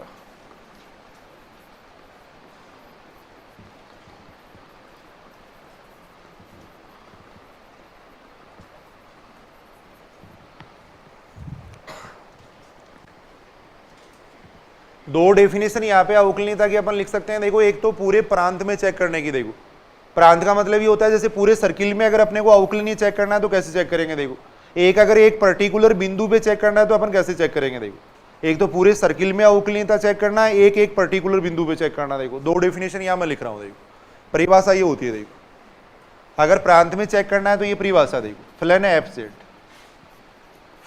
जेड प्रांत डी में, फलन एफ जेड प्रांत डी में अवकलनीय कहलाता है। अवकलनीय कहलाता है यदि प्रांत डी के प्रत्येक बिंदु पर, प्रांत डी के प्रत्येक बिंदु पर, प्रांत डी के प्रत्येक बिंदु पर परिभाषित व अवकलनीय है। प्रत्येक बिंदु पर परिभाषित व अवकलनीय है। परिभाषित होना चाहिए यानी इनफाइनाइट वगैरह नहीं बनना चाहिए और अवकलनीय होना चाहिए। प्रत्येक बिंदु पर, सॉरी यदि प्रांत डी के प्रत्येक बिंदु पर, गलत लिखा,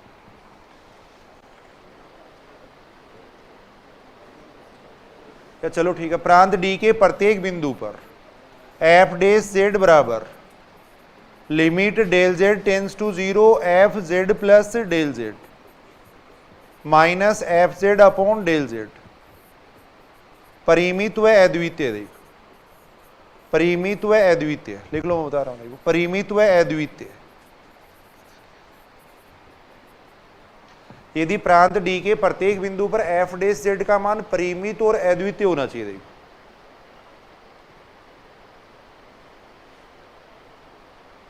अब यहां भी मैंने देखो अद्वितीय मैंने वर्ड इसलिए लिखा है कि डेल जेड को 0 की ओर अगर सर अपन अलग अलग पथ की अनुदिश करके देखेंगे, देखो सभी पथों के अनुदिश इसका मान क्या आना चाहिए? यूनिक आना चाहिए। देखो तब अपन कहेंगे कि फलन एफ जेड इस क्षेत्र में अवकलनीय है। देखो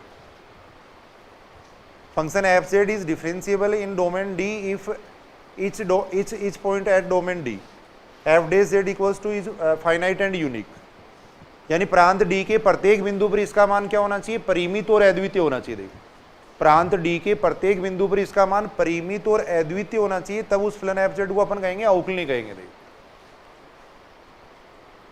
क्या मतलब है इस बात का, सुनना देखो, इधर सुनना देखो। पहली बात तो अपन जानते हैं, देखो अवकलनीयता का मतलब क्या होता है, परिवर्तन की दर से होता है। देखो अवकलनीयता का मतलब होता है परिवर्तन की दर से। अब दो बिंदु ले लिए, देखो अपन ने एक तो ले लिया डेल जेड ले लिया, या एक बिंदु तो ले लिया अपन ने जेड ले लिया। देखो एक बिंदु ले लिया अपन ने जेड प्लस डेल जेड ले लिया। देखो अब जेड प्लस डेल जेड है वो जेड की तरफ टेंस हो रहा है। देखो जेड प्लस डेल जेड है वो जेड की तरफ टेंस हो रहा है। देखो तब फलन के मान में तो कितना परिवर्तन हो रहा है। देखो फलन के मान में परिवर्तन देखने के लिए मैंने क्या किया, देखो इस बिंदु पे फलन का मान निकाल लिया, उसमें से इस बिंदु पे जो फलन का मान है वो घटा दिया। देखो फलन के मान में तो कितना परिवर्तन हो रहा है, चर के मान में कितना परिवर्तन हो रहा है। देखो चर के मान में कितना परिवर्तन हो रहा है, उस परिवर्तन की दर को अपन क्या कहते हैं, अवकलनीयता कहते हैं। देखो अवकलनीयता का मतलब होता है, देखो परिवर्तन की दर से होता है। दो बिंदु ले लिया अपन, एक जेड ले लिया, एक जेड प्लस डेल जेड ले लिया। सपोज अपने पास ये डोमेन डी है, देखो ये है मान लो डोमेन डी। अब इसके अंदर अपने दो बिंदु ले लिया, एक जेड ले लिया, एक जेड प्लस डेल जेड ले लिया।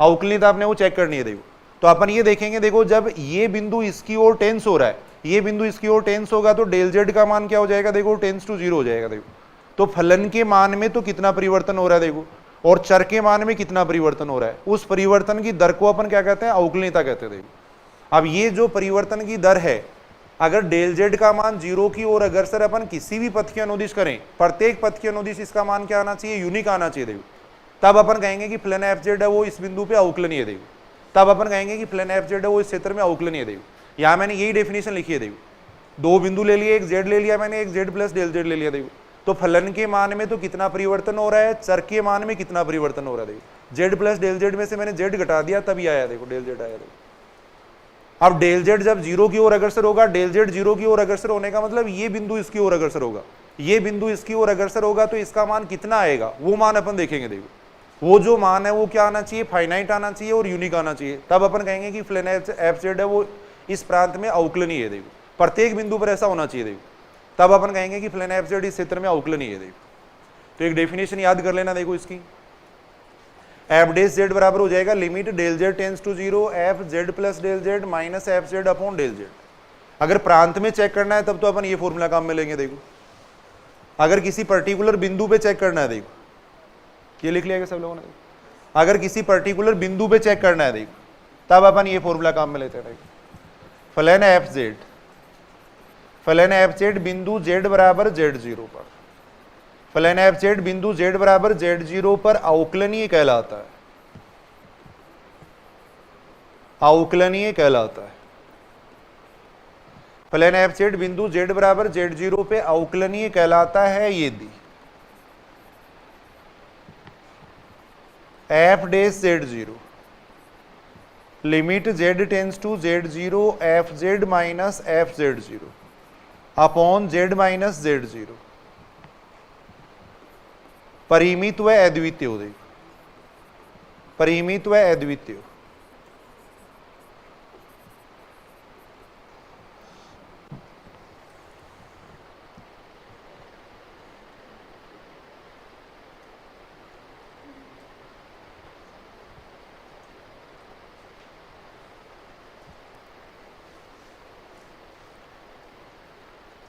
इस बात का भी सेम वही मतलब हो गया। देखो दोबारा सुन लेंगे इधर एक बार। यहां देखो अपने को Z0 पे चेक करनी है, देखो Z0 पे अवकलनीयता चेक करनी है। देखो यहां अपन एक जनरल पॉइंट ले लिया, Z ले लिया। देखो अब Z को Z0 की ओर टेंस करेंगे। देखो अपन Z को Z0 की ओर टेंस करेंगे तो फलन के मान में तो कितना परिवर्तन हुआ है, देखो चर के मान में कितना परिवर्तन हुआ है, उस परिवर्तन की दर अपन निकालेंगे। देखो रेट ऑफ चेंज अपन निकालेंगे। देखो उस रेट ऑफ चेंज को अपन क्या कहते हैं, अवकलनीयता कहते हैं। देखो भैया अवकलन का मतलब यही होता है, देखो dy अपॉन dx, y में x के सापेक्ष परिवर्तन की दर, वो परिवर्तन की दर यहां अपन निकाल रहे थे। जब ये बिंदु इसकी ओर टेंस हो रहा है तो फलन के मान में कितना परिवर्तन हो रहा है, चर के मान में कितना परिवर्तन हो रहा है, उस परिवर्तन की दर को अपन क्या कहते हैं, अवकलनीयता कहते हैं। देखो परिमित और अद्वितीय मैंने इसलिए लिखा है कि इसका मान एक तो फाइनाइट आना चाहिए। देखो अद्वितीय का मतलब Z को Z0 की ओर अग्रसर अपन किसी भी पथ की अनुदिश करें, प्रत्येक पथ की अनुदिश इसका मान क्या रहना चाहिए, यूनिक रहना चाहिए। देखो प्रत्येक पथ के अनुदिश इसका मान सेम आना चाहिए, तब अपन कहेंगे कि फलन एफ जेड है वो जेड बराबर जेड जीरो पे अवकलनीय है। देखो तब फलन एफ जेड को जेड बराबर जेड जीरो पे अवकलनीय कहेंगे। देखो तो अवकलनीयता का मतलब परिवर्तन की दर से। देखो अगर एक बिंदु पे चेक करना है तब तो ये सूत्र लगेगा। देखो अगर पूरे प्रांत में चेक करना है तब जो पीछे अपने सूत्र लिखा था वो काम में आएगा। देखो कुछ क्वेश्चन अपन करके देखते हैं। देखो जैसे ये क्वेश्चन दे रखा है और ज्यादा क्वेश्चन इनमें है नहीं। देखो निश्चित क्वेश्चन है और यही बार बार एग्जाम में पूछे जाते हैं। देखो क्वेश्चन ये देखो एफ जेड बराबर जेड बार, एफ जेड बराबर जेड बार कहीं भी अवकलनीय नहीं है, कहीं भी अवकलनीय नहीं है, किसी भी बिंदु पे अवकलनीय नहीं है। बार बार एग्जाम में क्वेश्चन पूछा जाता है। देखो याद भी कर लेना इस बात को, एफ जेड बराबर जेड बार है वो कहीं भी अवकलनीय नहीं है। देखो एफ जेड बराबर जेड बार है वो कहीं भी अवकलनीय नहीं है। देखो अब यहां अपने को देखो पूरे प्रांत में चेक करना है। देखो अपने को ये चेक करना है कि कहीं भी अवकलनीय नहीं है, इसका मतलब पूरे प्रांत में चेक करना है, पूरे डोमेन में या पूरे सम्मिश्र तल पे अपने को चेक करना है। देखो तो इसके लिए जो अवकलनीयता की पहली जो परिभाषा थी वो अपन काम में ले लेंगे। देखो परिभाषा अपन ने ये पढ़ी थी। देखो अवकलनीयता की क्या परिभाषा पढ़ी थी? अवकलनीयता की जो परिभाषा है वो मैं यहाँ काम में ले रहा हूँ। देखो क्या फॉर्मूला था? देखो limit del z tends to zero f z plus del z minus f z upon में कितना आ जाएगा? डेल जेड ये आ जाएगा।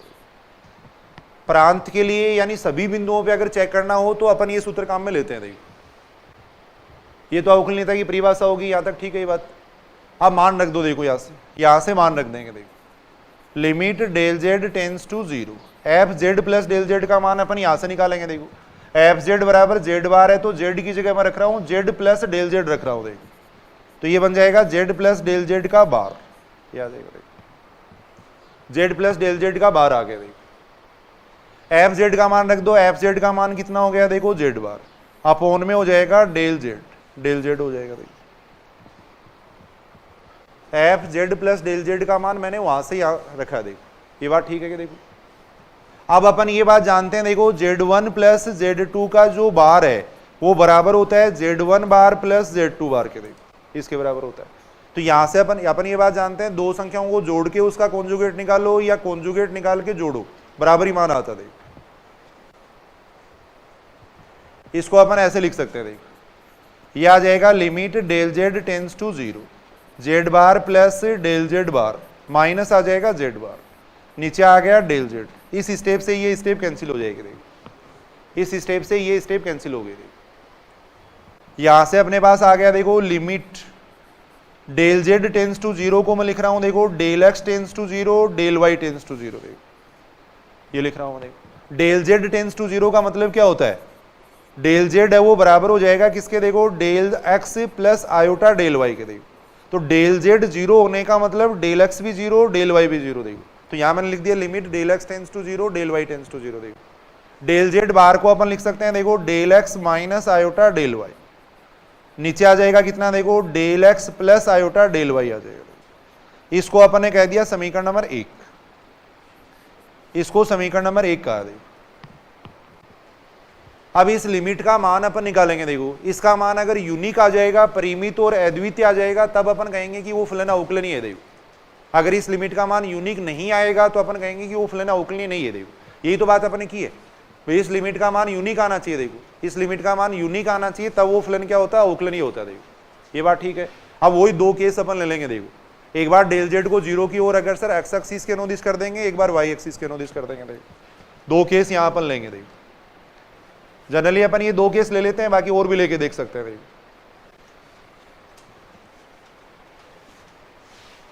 केस फर्स्ट में ये ले रहा हूं। देखो जब del z tends to zero x axis के अनुदिश हो। देखो अक्स एक्स के अनुदिश हो, अक्स एक्स के अनुदिश हो। देखो तब डेल वाई बराबर कितना हो जाएगा? देखो जीरो, डेल वाई बराबर जीरो हो जाएगा। देखो डेल जेड को जीरो की ओर अगर सर एक्स एक्सिस के अनुदिश करेंगे तो एक्स एक्सिस पर वाई का मान जीरो होता है। ऐसे समझ लो इस बात को, एक्स एक्सिस पर वाई का मान जीरो होता है, वाई का जीरो होने का मतलब डेल वाई भी जीरो। तब इसका मान कितना आ जाएगा? देखो समीकरण नंबर 1 से, समीकरण नंबर 1 से मान अपन देख रहे हैं। देखो देखो इसके अंदर जहां भी डेल वाई दिख रहा है वहां पे जीरो कर दो। देखो जहां भी डेल वाई दिख रहा है वहां पे अपन जीरो कर देंगे। देखो तो कितना आ जाएगा, देखो इधर तो बन जाएगा लिमिट डेल एक्स से टेंस टू जीरो, जहां भी डेल वाई है वहां मैंने जीरो कर दिया। देखो ऊपर बन गया कितना, देखो डेल एक्स, नीचे भी डेल एक्स आ जाएगा। देखो ये आएगा। अब पहले अपन इसका मान निकालेंगे। देखो पहले इसका मान निकालेंगे फिर इसमें लिमिट रखेंगे। देखो पहले हमें लिमिट निकालते टाइम अपन ये बात जानते हैं, पहले फंक्शन को सोल्व करते हैं फिर उसमें लिमिट रखते हैं। देखो तो यहाँ पे देखो अपन पहले इसको सोल्व करेंगे, इसका मान कितना आ जाएगा 1, और इसका मतलब कितना हो गया 1 हो गया। देखो तो इस लिमिट का मान कितना आ जाएगा 1 आएगा। देखो जब डेल जेड को जीरो की ओर अगर सर अपन एक्स एक्सिस के अनुदिश करेंगे तो इसका मान आएगा 1 आएगा। देखो केस सेकंड अपन ले रहे हैं। देखो केस सेकंड, जब del z tends to zero y axis के अनुदिश हो। देखो वाई एक्स के अनुदिश हो। देखो del z tends to zero y x के अनुदिश हो। देखो del z tends to zero y axis के अनुदिश हो। वाई एक्सिस पर क्या होगा, डेल एक्स बराबर जीरो हो जाएगा। देखो डेल एक्स बराबर जीरो होगा, तब समीकरण नंबर 1 से कितना आ जाएगा, समीकरण नंबर 1 से कितना आ जाएगा। देखो इसमें अपन रख देंगे, इसमें डेल एक्स की जगह जीरो रख देंगे। देखो तो यहां आ जाएगा limit del y tends to zero, ये आ जाएगा। देखो डेल एक्स की जगह जीरो कर दिया मैंने। देखो यहाँ पर तो यहां आ जाएगा minus iota del y upon iota del y. पहले इस फंक्शन को सोल्व करेंगे फिर इसमें लिमिट रखेंगे। देखो तो आ जाएगा limit del y tends to zero -1, इसका मान आएगा -1, ये आएगा। अब समीकरण नंबर 2 और 3 से अपन देख रहे हैं, देखो इसका मान यूनिक नहीं आ रहा। देखो समीकरण नंबर 2 और 3 से अपन देख रहे हैं इसका मान यूनिक नहीं आ रहा। देखो समीकरण नंबर 2 व 3 से, देखो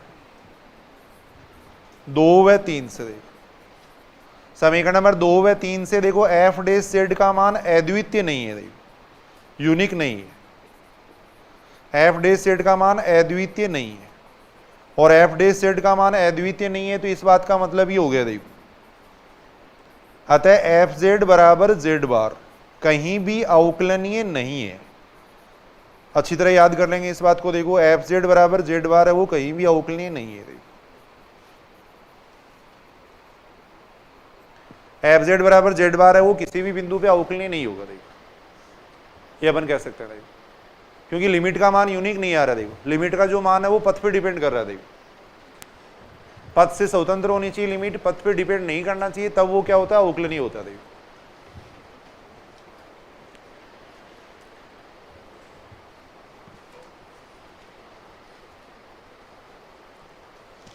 इसी प्रकार नोट लगा के अपन लिख सकते हैं। देखो 1-2 बातें सीधी याद रख लेना। देखो ये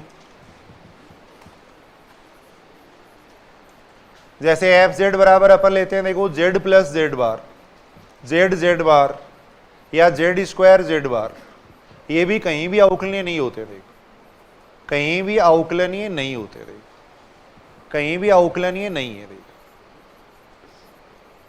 कहीं भी अवकलनीय नहीं है।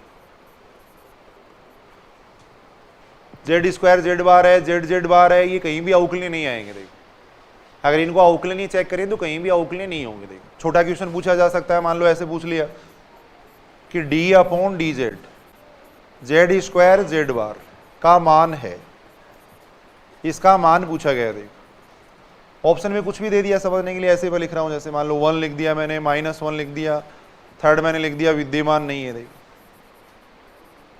विद्यमान नहीं है। देखो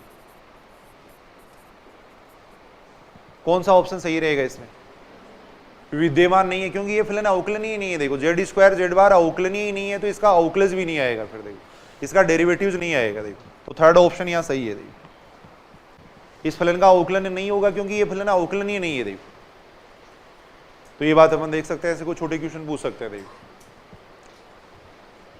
एफ जेड बराबर जेड बार है, वो कहीं भी अवकलनीय नहीं है। देखो ये अपन कह सकते हैं। देखो एक स्टैंडर्ड क्वेश्चन और है, देखो जो बार बार एग्जाम में पूछा गया है। देखो ये याद कर लेना, सीधा भी याद कर लेना इसको, इतने क्वेश्चन है इसमें, ज्यादा नहीं है। देखो एफ जेड बराबर मॉड ऑफ जेड स्क्वायर केवल मूल बिंदु पर अवकलनीय है। देखो एफ जेड बराबर मॉड ऑफ जेड स्क्वायर केवल मूल बिंदु पर अवकलनीय है। देखो केवल मूल बिंदु पर अवकलनीय है। देखो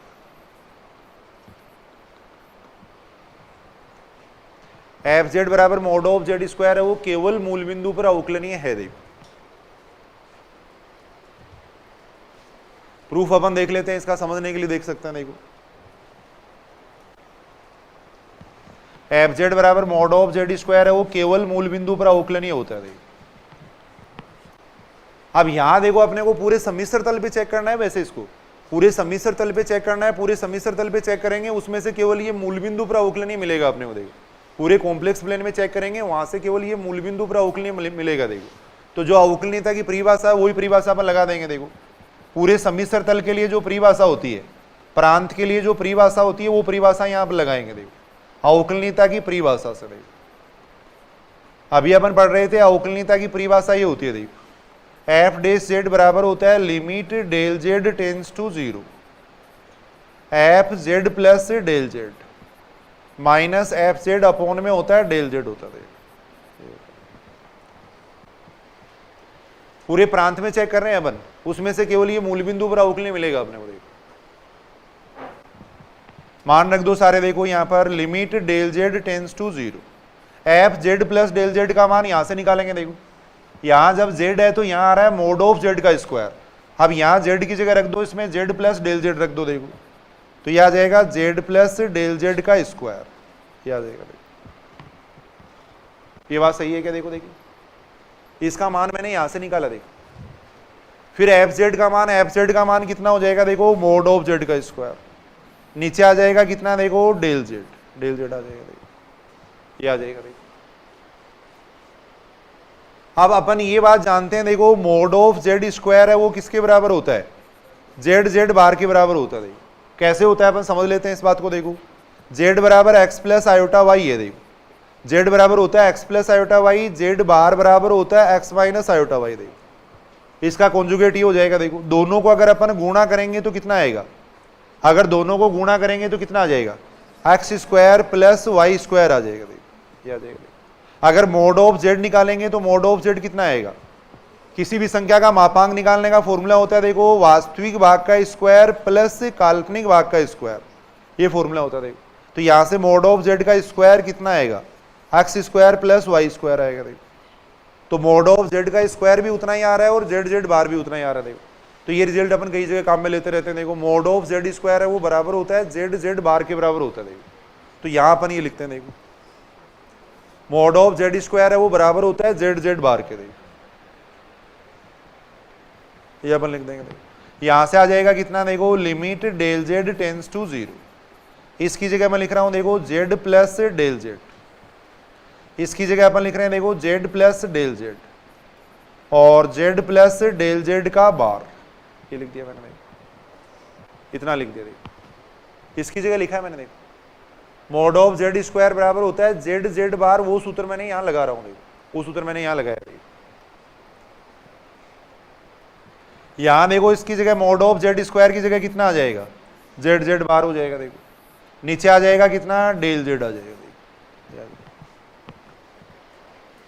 बोलो ये बात यहां तक ठीक है? देखो ये थोड़ा सा बड़ा क्वेश्चन है, सीधा भी याद रखना है इसको। देखो आप अब इसको अपन सोल्व कर रहे हैं। देखो limit del z tends to 0, ज्यादा क्वेश्चन है भी नहीं इनमें, निश्चित क्वेश्चन है। देखो इसको सोल्व कर रहे हैं। देखो ये आ जाएगा जेड प्लस डेल जेड, इसको मैं लिख रहा हूं देखो Z bar plus del z bar, minus ये आ जाएगा जेड बार, अपॉन में आ जाएगा डेल जेड, ये आ जाएगा। देखो इतना आएगा। देखो यहां से एफ डैश जेड बराबर कितना हो जाएगा? देखो limit del z tends to 0, ये देखो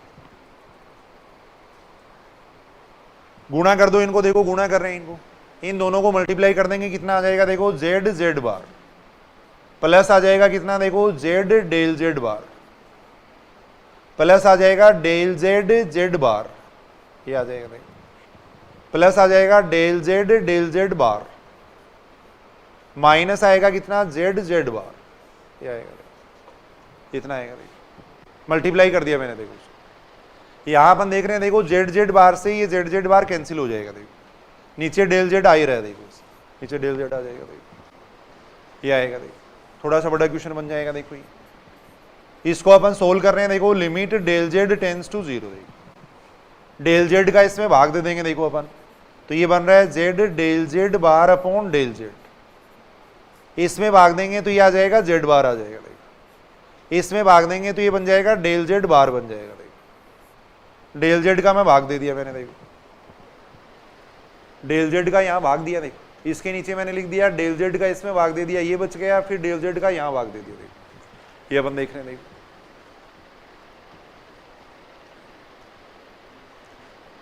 ये बात ठीक है यहाँ तक।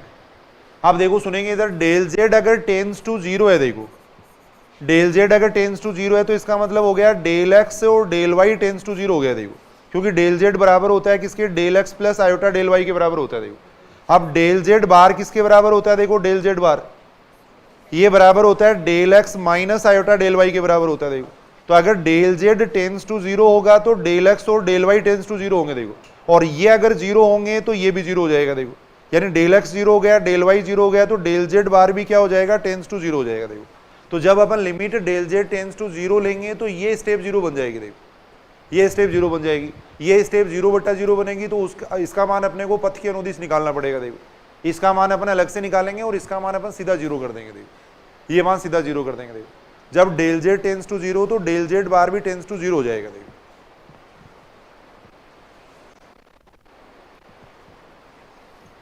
ये बात मैं साइड में लिख देता हूं, देखो del z tends to zero तब del x plus iota del y tends to zero, देखो और ये टेंस टू जीरो तो del x minus iota del y भी टेंस टू जीरो, देखो यहां से del z bar tends to zero हो जाएगा, देखो तो ये स्टेप जीरो बन जाएगी, देखो अब यहां बचेगा इतना बचेगा, देखो del z bar upon del z, इस पे देखो del z tends to zero का कोई फर्क नहीं पड़ेगा, देखो इस पे del z tends to zero का कोई फर्क नहीं पड़ेगा, ये ऐसा कैसा रहेगा, देखो इसका मान जीरो कर दिया मैंने, देखो इसका मान मैंने जीरो कर दिया, देखो इधर अगर देखें तो एफ डेश जेड आ गया, इसको समीकरण नंबर कह देते हैं अपन एक कह देते हैं, देखो ये समीकरण नंबर एक हो गया, देखो अब वही अपने को दो केस लेने पड़ेंगे, देखो एक बार डेल जेड को जीरो की ओर अगर सर अपन एक्स एक्सिस के अनुदिश करेंगे, देखो केस फर्स्ट जब del z tends to zero x axis के अनुदिश हो, देखो एक्स एक्स के अनुदिश हो, देखो जब del z tends to zero x axis के अनुदिश हो, देखो अब मैं शॉर्ट में लिख रहा हूं इसका मान, देखो अभी अपन ने इसका मान निकाला था, देखो इस लिमिट का मान निकाला था ना पीछे अपन ने, कितना आया था, जब डेल जेड को जीरो की ओर अगर सर अपन ने एक्स एक्सिस के अनुदिश किया था तब इस लिमिट का मान आया था, देखो limit del z tends to zero del z bar upon del z का मान आया था 1 आया था, देखो 1 आया था, देखो ये अभी अपन ने पीछे निकाला था, देखो दोबारा अपन निकाल सकते हैं, वही डेल वाई जीरो करके निकाल सकते हैं, देखो इसका मान बोलो ठीक है की बात, अगर ऐसे नहीं लिखना चाहो तो अपन ऐसे लिख देते हैं इसका मान, यहाँ del y tends to zero बन जाएगा, यहाँ बन जाएगा del x upon del x बन जाएगा, देखो यानी इसका मान 1 आ जाएगा, देखो जब del z tends to zero x axis के अनुदिश होगा तो डेल वाई बराबर जीरो हो जाएगा, देखो और डेल वाई बराबर जीरो हो जाएगा तो ये लिमिट ऐसे बन जाएगी, देखो ऐसे बन जाएगी, तब इसका मान इस लिमिट का मान 1 आ गया तो समीकरण नंबर 1 से कितना आ जाएगा, देखो समीकरण नंबर 1 से एफ डेश जेड किसके बराबर आएगा, इसका मान 1 आ गया, देखो इसका मान 1, तो समीकरण नंबर 1 से एफ डेश जेड का मान कितना हो जाएगा, जेड प्लस जेड बार हो जाएगा, देखो इसको समीकरण नंबर 2 कह दिया, देखो इसको समीकरण नंबर 2 कह दिया, देखो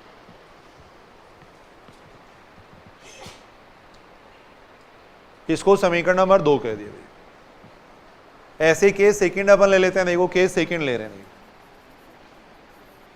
केस सेकंड अपन ले रहे हैं, देखो जब del z tends to zero y x के अनुदिश हो, देखो कम से कम ये दो पद तो अपन लेके देखेंगे, देखो वाई एक्स के अनुदिश हो, देखो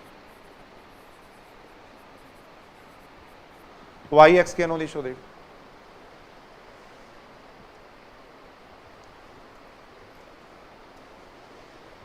वाई एक्स के अनुदिश हो तो क्या हो जाएगा, डेल एक्स बराबर जीरो हो जाएगा, और डेल एक्स बराबर जीरो होगा तो इस लिमिट का मान कितना आ जाएगा, limit del z tends to zero del z bar upon del z, इस लिमिट का मान आ जाएगा, देखो इसकी जगह अपन कर देंगे del y tends to zero, यहां आ जाएगा ऊपर माइनस आयोटा डेल वाई आ जाएगा और नीचे आयोटा डेल वाई आ जाएगा, जो अभी पीछे अपने निकाला था वहां देखा था अपन ने, इसका मान -1 आ जाएगा। अब ये मान अपन समीकरण नंबर 1 में रखेंगे तो कितना आएगा, देखो समीकरण नंबर 1 में रखेंगे तो ये मान ये मान समीकरण नंबर 1 में रख देंगे।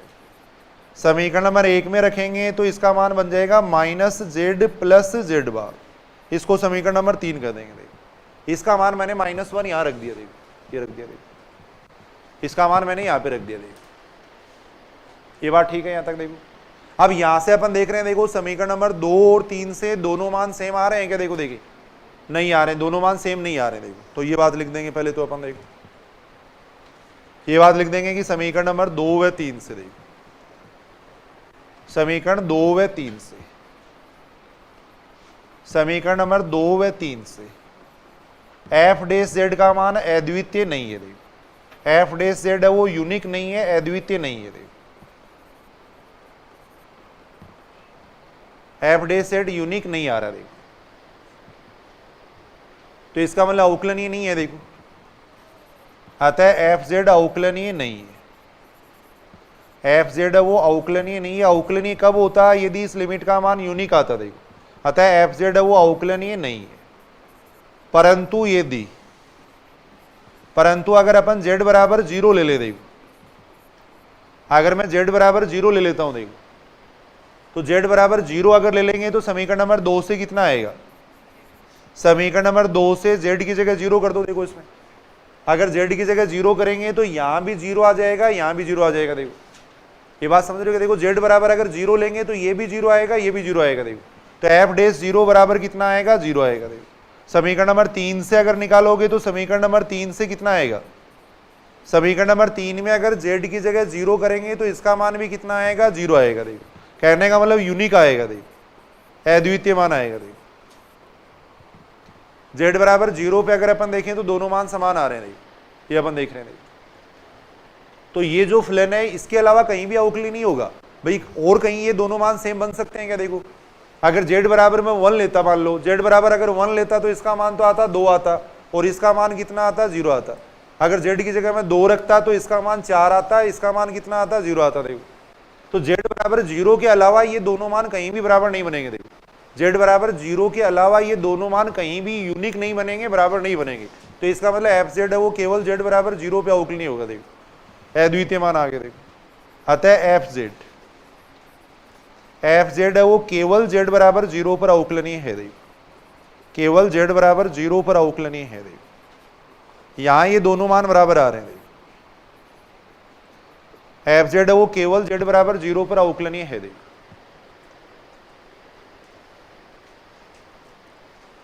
तो अच्छी तरह इस बात को याद कर लेना, कोई बहुत ज्यादा एग्जाम्पल है नहीं। देखो यहाँ पर कॉम्प्लेक्स के एनालिसिस के अंदर, नेट के अंदर भी अगर अपन देखें तो अपने जेपीएच की बुक से क्वेश्चन आते हैं, यानी निश्चित क्वेश्चन है। नेट के अंदर भी अगर आप देखोगे तो निश्चित ये जो क्वेश्चन है वही रिपीट होते रहते हैं बार बार।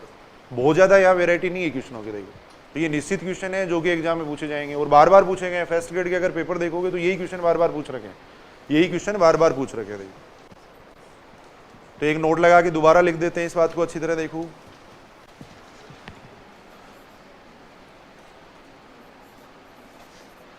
एफ जेड बराबर mod of Z square, F z बराबर मॉड ऑफ जेड स्क्वायर केवल मूल बिंदु पर अवकलनीय है,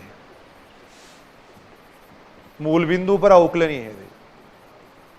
परंतु सर्वत्र सतत है। देखो सतत सब जगह हो जाएगा, बहुपद फलन है उस टाइप का है तो सतत हो जाएगा। देखो मूल बिंदु पर अवकलनीय है परंतु सतत सर्वत्र है, परंतु सर्वत्र सतत है। सतत सब जगह है लेकिन अवकलनीय केवल मूल बिंदु पर है। देखो इस बात को अच्छी तरह याद करोगे। देखो 3 क्वेश्चन यहां तक याद करने वाले हैं। एक तो देखो limit z tends to 0 z bar upon z, वो सीमा कहीं भी विद्यमान नहीं होती। देखो एक एफ जेड बराबर z बार है वो कहीं भी अवकलनीय नहीं होता। देखो ऐसे ही एफ जेड बराबर मॉड ऑफ जेड स्क्वायर है वो केवल मूल बिंदु पर अवकलनीय होता है। देखो यही पूछा जाएगा कि एफ जेड बराबर मॉड ऑफ जेड स्क्वायर किस बिंदु पर अवकलनीय है? मूल बिंदु पर अवकलनीय पूछा गया बार बार फर्स्ट ग्रेड में और इनमें पूछा जाता था। यहां भी देखो वो बात अपन लिख सकते हैं। देखो जैसे अपन एक कंटिन्यूटी की बात कर रहे थे, वैसे ही अगर कोई बहुपद फलन है, चरघातांकी फलन है, त्रिकोणमितीय फलन है, वो भी क्या होते हैं? सब जगह अवकलनीय होते हैं। देखो अगर बहुपद फलन को देखोगे तो सब जगह अवकलनीय रहेगा, कहीं चेक करने की जरूरत नहीं है। देखो त्रिकोणमितीय फलन है वो सब जगह अवकलनीय होगा। देखो एक नोट लगा के लिख लो ये बात।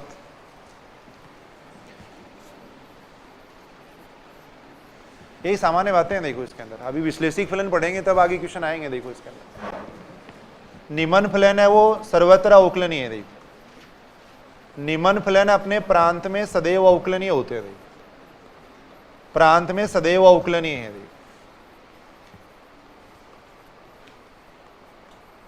निम्न फलन अपने प्रांत में सदैव अवकलनीय है। पहला ऑप्शन है जैसे बहुपद फलन, पोलिनोमियल फंक्शन अगर परिभाषित है तो वो अवकलनीय हो जाएगा, चेक करने की जरूरत नहीं है। बहुपद फलन यानी पोलिनोमियल फंक्शन, जेड स्क्वायर है, जेड क्यू प्लस 1 है, ये सदैव क्या होते हैं, अवकलनीय होते हैं। सतत भी होंगे और अवकलनीय भी होंगे, परिभाषित होने चाहिए, इनफाइनाइट वगैरह नहीं बनने चाहिए। देखो अगर इनफाइनाइट वगैरह बन रहे हैं उन बिंदुओं को छोड़ दो, बाकी सब जगह ये अवकलनीय रहेगा। देखो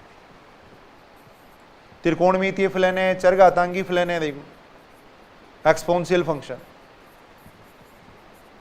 e की पावर z हो गया। देखो जैसे e की पावर z है, a की पावर z है, देखो परिमेय फलन है। देखो परिमेय फलन f इस टाइप का फलन, देखो pz अपॉन qz टाइप का फलन, जहां qz का मान क्या होना चाहिए, नॉट इक्वल टू 0 होना चाहिए। इसका हर 0 नहीं होना चाहिए, उन बिंदुओं को छोड़ दो। देखो जहां पे इसका हर 0 हो रहा है उन बिंदुओं को छोड़ देंगे, बाकी सब जगह ये फलन अवकलनीय होता है। देखो त्रिकोणमितीय फलन अपन देख सकते हैं। देखो त्रिकोणमितीय फलन अपन देख सकते हैं। त्रिकोणमितीय फलन अपन देख सकते हैं। साइन जेड है, कोस जेड है, ये सब जगह अवकलनीय होते हैं। देखो साइन जेड है, कोस जेड है, देखो टेन जेड, और ये अपने प्रांत में अवकलनीय होंगे। देखो टेन जेड हो गया, कोट जेड हो गया, ये सारे। देखो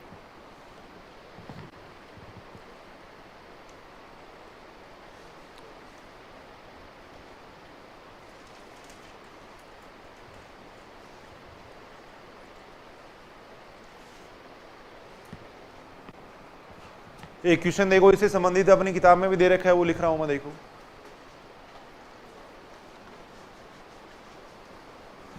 एफ जेड बराबर जेड की पावर एन, एफ जेड बराबर जेड की पावर एन सर्वत्र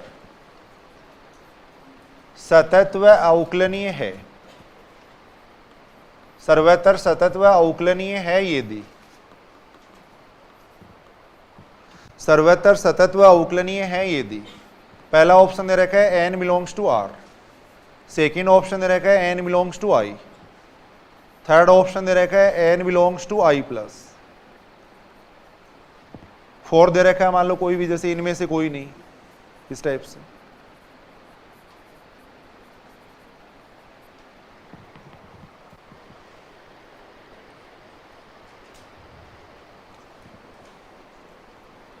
एन का मान अपन क्या लें कि ये फलन सर्वत्र सतत और अवकलनीय बन जाए। देखो एन का मान क्या लें कि ये फलन सर्वत्र सतत और अवकलनीय बन जाए।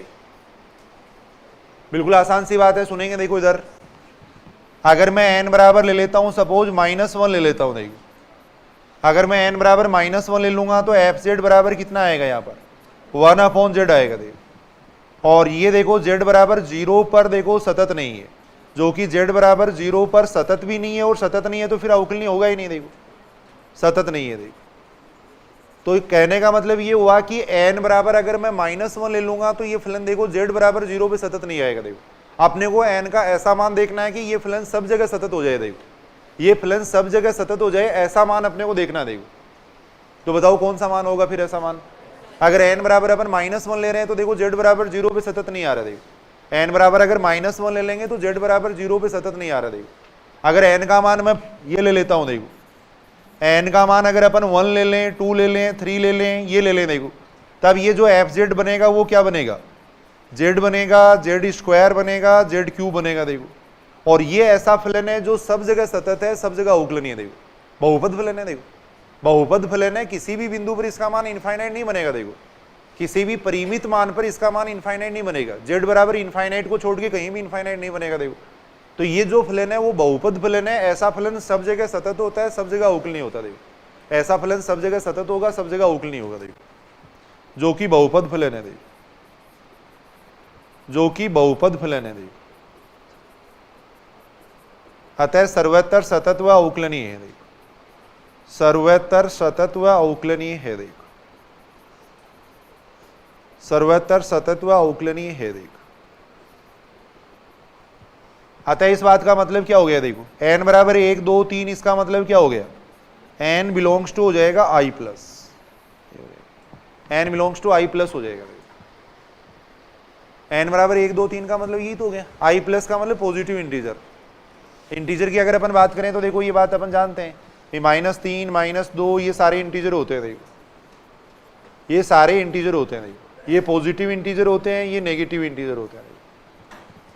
तो पॉजिटिव इंटीजर अगर अपन लेंगे n का मान अगर बिलोंग्स टू i प्लस लेंगे तब ये फलन क्या रहेगा, अवकलनीय रहेगा। देखो ऐसा एक एग्जाम्पल अपनी बुक में दिया हुआ है, तो n अगर बिलोंग्स टू i प्लस होगा तब ये सर्वत्र अवकलनीय रहेगा, देखो तब ये फलन सर्वत्र अवकलनीय रहेगा। देखो ये अपन देख सकते हैं, ये बात अपन जानते ही हैं। देखो यदि कोई फलन अगर सतत है तो उसका अवकलनीय होना जरूरी नहीं है, लेकिन अगर अवकलनीय है तो वो हमेशा क्या होता है, सतत होता है। तो नोट लगा के लिख लेना एक बात, भी सतत है तो अवकलनीय होना जरूरी नहीं है, लेकिन अवकलनीय है तो वो हमेशा सतत होता है। देखो ऐसी यहां भी एक थ्योरम है, देखो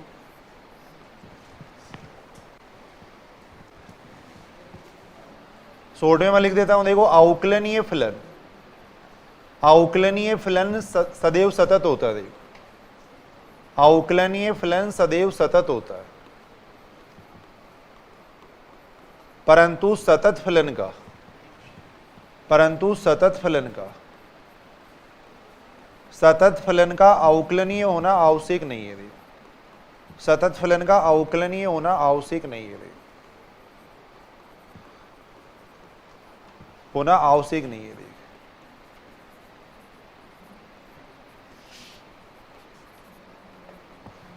सतत फलन है वो अवकलनीय होना जरूरी नहीं है, लेकिन अवकलनीय फलन सदैव सतत होता है। देखो ये बात तो अपन सब जगह पढ़ते ही है। देखो सातत्यता एक आवश्यक प्रतिबंध है, अवकलनीय होने का पर्याप्त प्रतिबंध नहीं है। देखो और एग्जाम्पल अभी अपन ने देखा ही है, देखो एफ जेड बराबर मॉड ऑफ जेड स्क्वायर, देखो एफ जेड बराबर मॉड ऑफ जेड स्क्वायर है, वो जेड बराबर 0 पर अवकलनीय नहीं है। देखो एफ जेड बराबर मॉड ऑफ जेड स्क्वायर सर्वत्र सतत है, सर्वत्र सतत है, सतत सब जगह है, लेकिन अवकलनीय केवल मूल बिंदु पर है। देखो परंतु अवकलनीय केवल मूल बिंदु पर है। देखो बार बार ये बातें लिखेंगे तो थोड़ी याद रहेंगे। देखो परंतु अवकलनीय केवल मूल बिंदु पर है। देखो तो इस बात का मतलब ये हो गया कि कोई फलन अगर सतत है तो उसका अवकलनीय होना जरूरी नहीं है। देखो ये अपन कह सकते हैं।